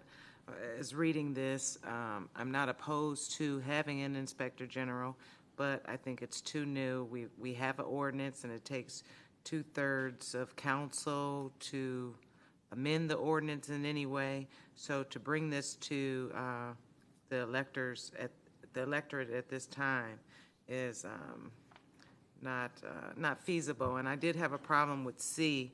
I was just, I personally thought when I was reading it that the Inspector General, when they said may be removed from office, and the reasonings being, I thought that maybe the Charter Review could have actually delved into that a little deeper and did more of a detailed process how that would actually occur if in the event that it needed to be done. So I wouldn't pass it on the C merit alone. Very good. Any other discussion? Mr. Chairman. Mr. Miller? I support the Office of the Inspector General, and I do also think that it should be in the charter, and fairly soon. But I would be for waiting at least a year, and get a little more information. And I also think there's a significant question that we should address in the meantime, which is whether we want charter language that is as long and detailed as what's proposed here, or whether we want something that's shorter and includes the basic points but leaves more to be determined by ordinance. Thank you. Any further comment? I actually am in favor of this. I proposed the original legislation and had always intended to make this a charter amended, or have a charter amendment to codify this. As in other states, in the state of Florida, it's actually an act of the state legislature that grants the authority to counties to enact inspectors general. We don't have that obviously here in Ohio. This does strengthen the current operations by giving the inspector general not only subpoena power, but also gives the inspector general the right to contract with other public political subdivisions, which is something we contemplated in committee, and we decided to allow the inspector general the opportunity to become familiar, and the county become familiar with those duties and responsibilities. Then we would address it at a later point. So I'm glad to see that that item is included in here. I understand I may be in the minority in this today, but I don't believe that the opposition to this is saying no. I believe the opposition is just to the timing and the effectiveness. So I don't want the concept to leave here thinking that this is not a worthy endeavor. I believe the dissenting opinion on this is only due to time. Mr. Sharon. Thank you, Mr. Chairman. I agree with Mr. Miller that the shortness and the brevity, if there's a point that you believe or that anyone believes in this council has relevancy that comes out of this, and there are many things, that we could move those into ordinances right now, which would then reduce this charter language and actually codify it in the form of the ordinance. That ordinance would then take 2/3 of this council to change again. So those points that were well researched and well documented and thought about, there's nothing that prohibits us from moving immediately on any of those provisions that Mr. Greenspan was pointing out as far as bringing those forward. I don't know about whether subpoena power, whether we might have to defer to the law director to make sure that we could build that in, but assuming that could be built in, many of these same sub-points could be there. But I do believe, having spent time in the military, that the value of an independent IG is critical, and the IG does not sit at the table with the executive out there. That should be, I think that should be made very clear that this, if it's going to go in there, one, should be not only best practices, but should be, if we're going to move it into the ordinance, move it from an ordinance side and then ultimately into the charter, that we really need to clean up how this office is functioning, and in order for it to be truly independent. And I think this is that 1 year or 2 year window that we have a chance to clarify and clear this up as to its effect out there. Because we're testing not only this county executive as Mayor Riley suggested, we're writing this for down the future, and who knows what impact a county executive might have on, quote, that independent IG. And so we want to make sure that when we put this into the charter, and we're asking the 1.3 million folks who live in this county to be part of that they can be comfortable that this IG is lock solid and not being influenced at all by this executive or any future executive down the road.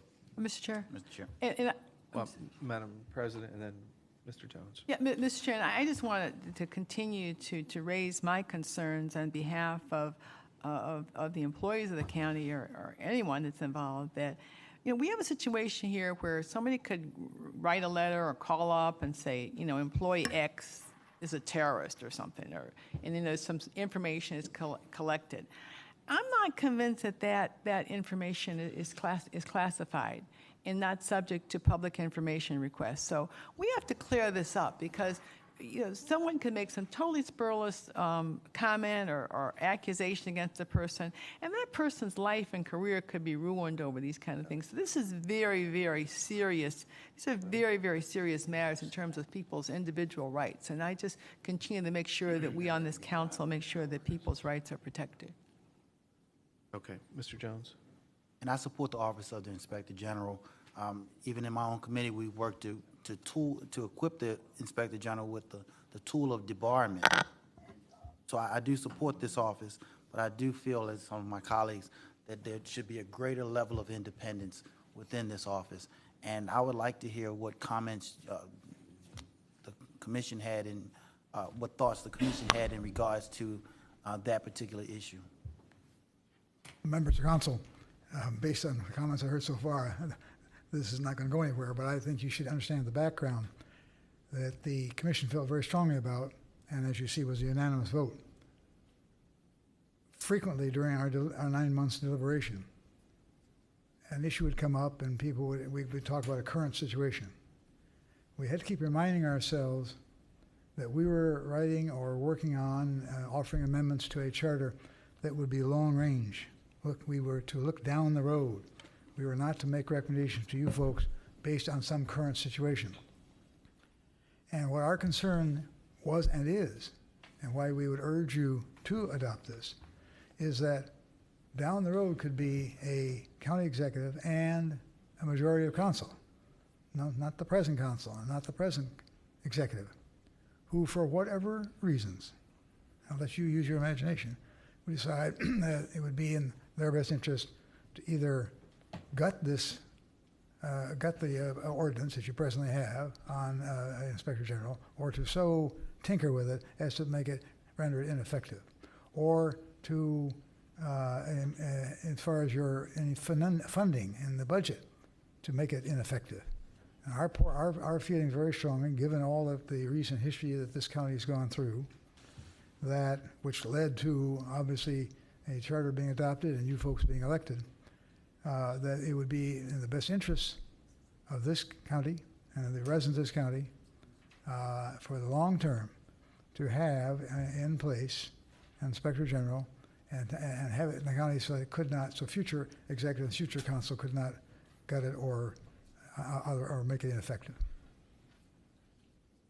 Thank you. Yes.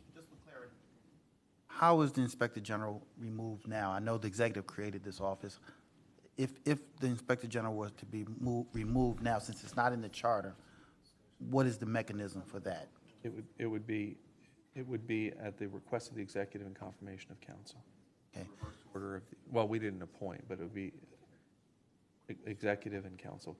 My thought, thinking long-term, was, and again, not looking at personalities or any individual, was that when a person appoints and then this body confirms, then the appointing one tends to be your boss. The one having the capacity to remove you is your superior, your boss. And so I'm not saying what the solution is, but somewhere in there needs to be, again, in my estimation, a greater level of independence. And that an adjusting of that mechanism has to take place to create that type of independence. Okay, very good. I'm sorry, Mr. Rogers. I just had a question on the appropriation of funds for the office. And it says here that the agency shall be,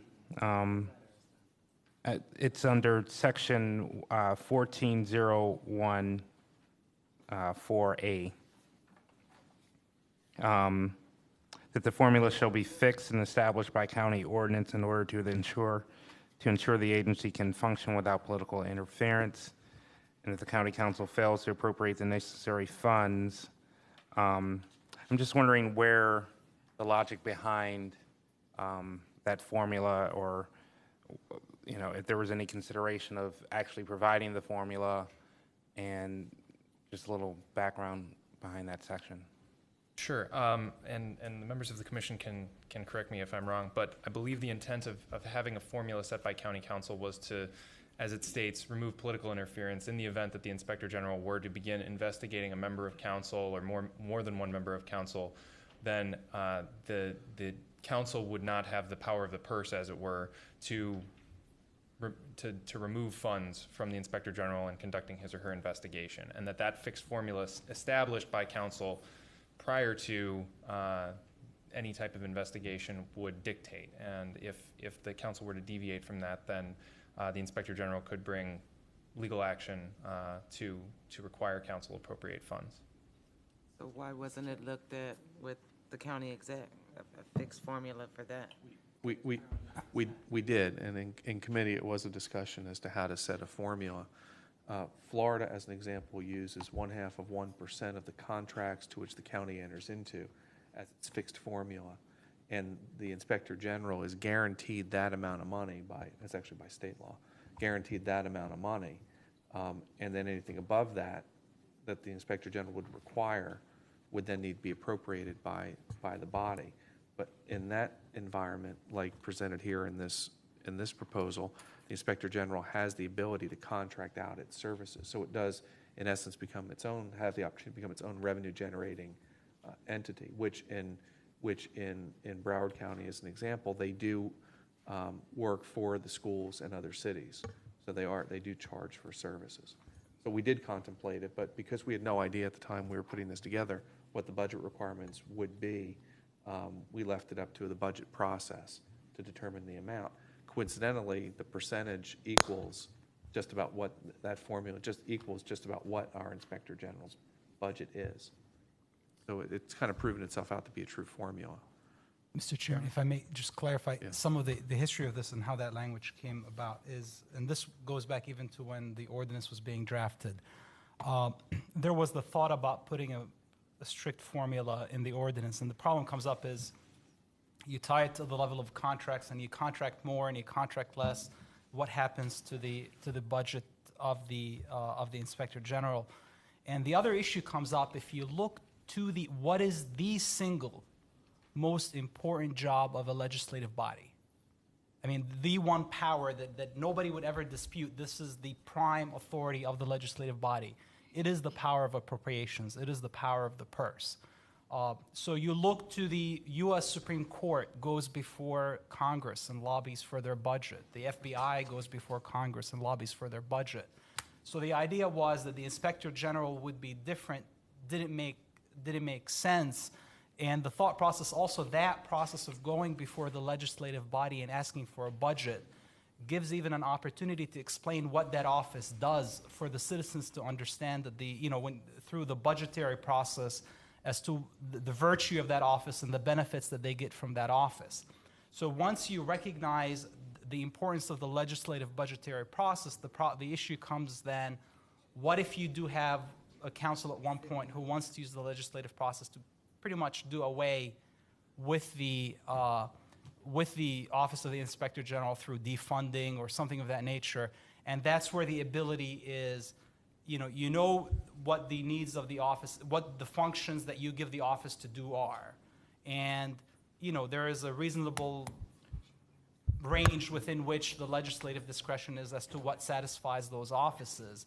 If you get to a point where it becomes a political process to defund it, it gives the Inspector General the ability to seek court action to be funded completely. That process exists actually in the revised code for a county prosecutor, the exact same process, or exists for the courts. So that's where it was borrowed from initially, where the idea came from.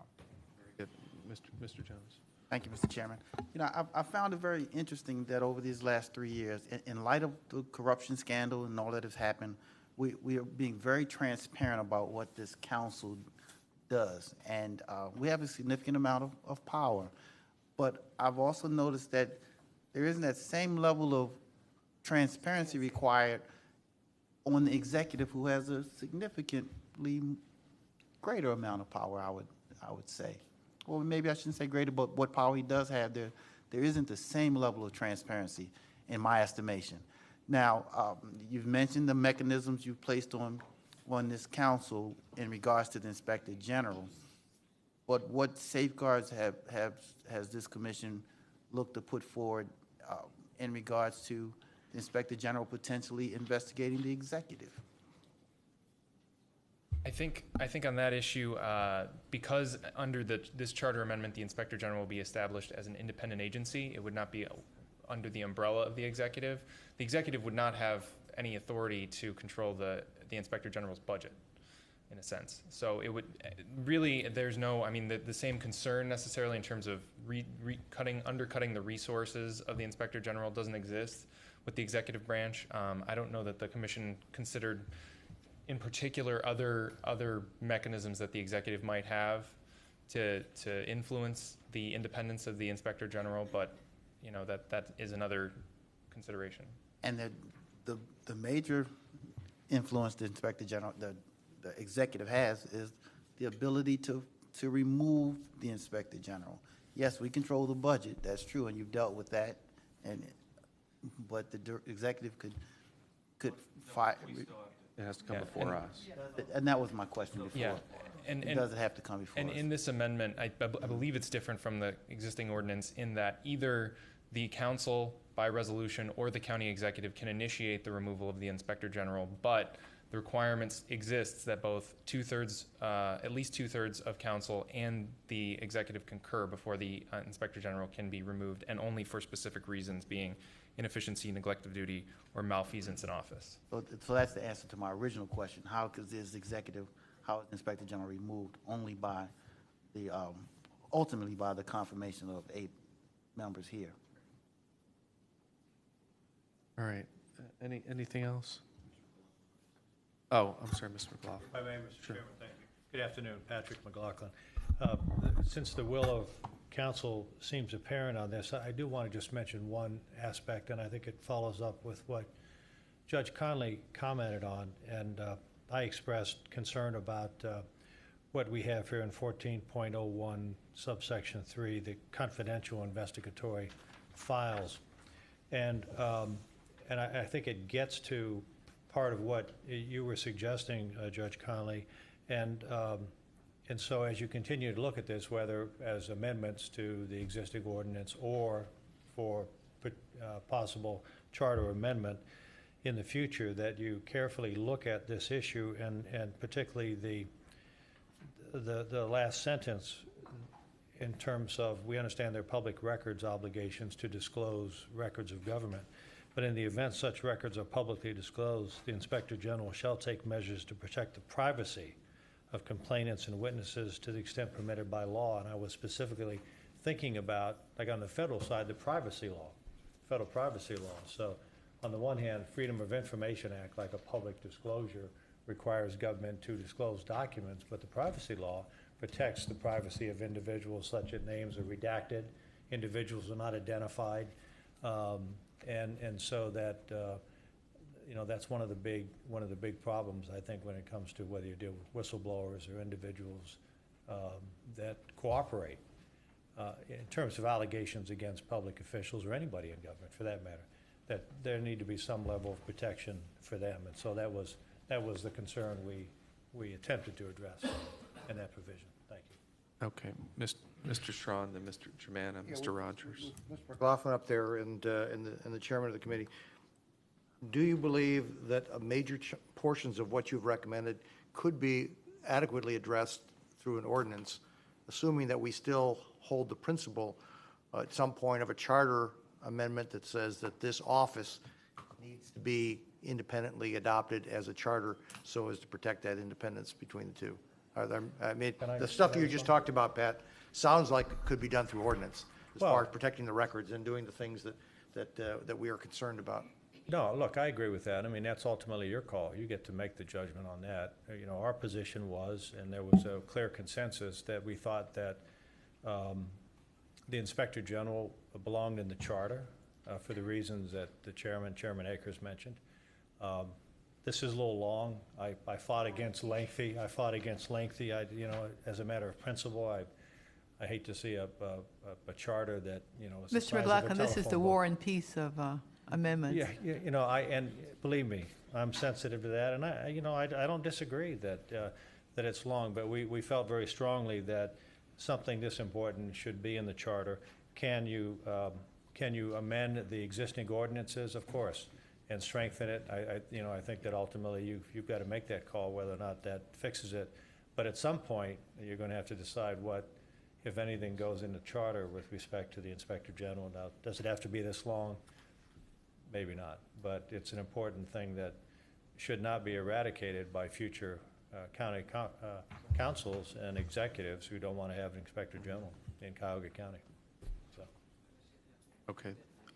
Mr. Germana? Mr. Chairman, I strongly favor the creation of this Inspector General and what we've done up to this point. I think it's the question of the Inspector General has got to be on the ballot. Now, I don't know if it should be this or a substitute where we can do it by ordinance, but you know, with all that went on, the need to have a safe place for a whistleblower. I mean, you've got all these companies and all these employees. Why didn't anybody ever bring this up before? I think, you know, we're talking about creating trust in government. This Inspector General, I just think, has got to be on the ballot. It doesn't have to be this, but I think if we don't pass this, we should be passing a substitute that lets us do it by ordinance. Okay, thank you. Mr. Rogers? Yeah, I have to concur with Mr. Germana. I think that, you know, it's important that this council was instrumental in the creation of the Office of Inspector General, and that I feel that this council should also be the ones to ensure that it's codified within the charter, and we have that opportunity now.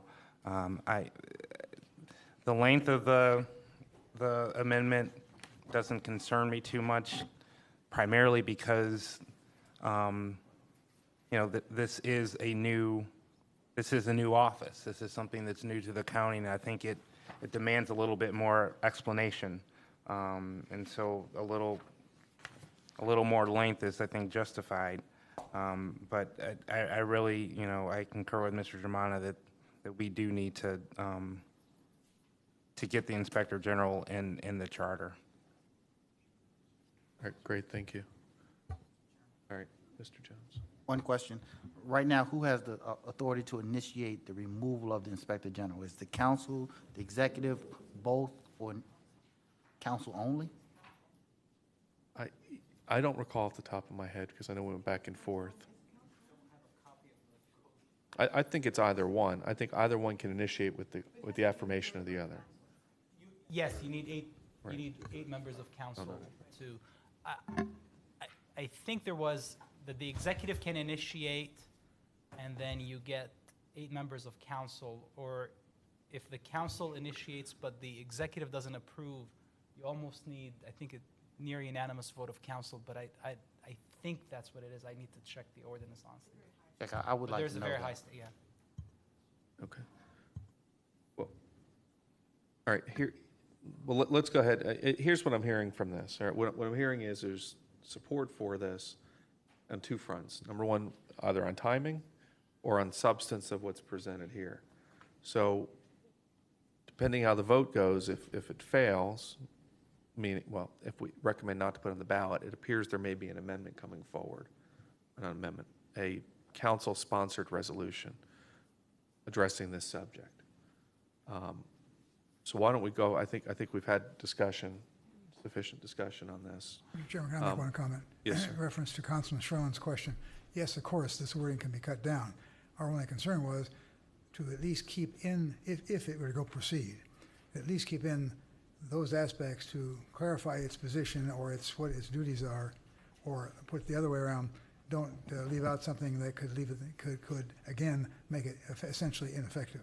And I would agree with, and obviously a majority of my colleagues on the commission would agree with Councilman Germana. This is something for time I think is there and needed. If you don't do it now, obviously there will not be another charter review for 5 years, just for timing. Well, we can bring anything out. Yeah, Mayor Akers, it was, my desire was to have actually a combination package, which would be the ordinances redrafted to include those pertinent points out of this language, and simultaneously, as actually ironically, it said something to Mr. Greenspan about running a very small charter amendment that describes the office with the brevity aspect that I think that Mr. McLaughlin was suggesting, with the language of the ordinance covering many of the points, the operational points in amending the ordinance itself. So we would do both almost simultaneously, would be my desire. Go to Mr. Brady, and then Mr. Boyle had a question. Thank you, Mr. Chairman. It seems to me that there is really a lot of consensus, and there just needs to be, the specifics need to be pounded out, and people are not completely comfortable that they have been pounded out. These issues that have to do with privacy, these issues that have to do with the separation of the office from the executive, which have unfortunately been murky in this first few years. I think have made this discussion one that's more complicated than it would be otherwise. And I think, though, that there's support for the existence of the office. I think there's support for the office to be part of the charter. There are, open questions. I wonder myself if something similar to what we haven't gotten to yet around the sheriff's office, if there's some kind of a way we can build in a wall there, and where there is an independence for the inspector general, providing for, as you argued for a long time ago, an adequate budget that the council would not easily be able to interfere with.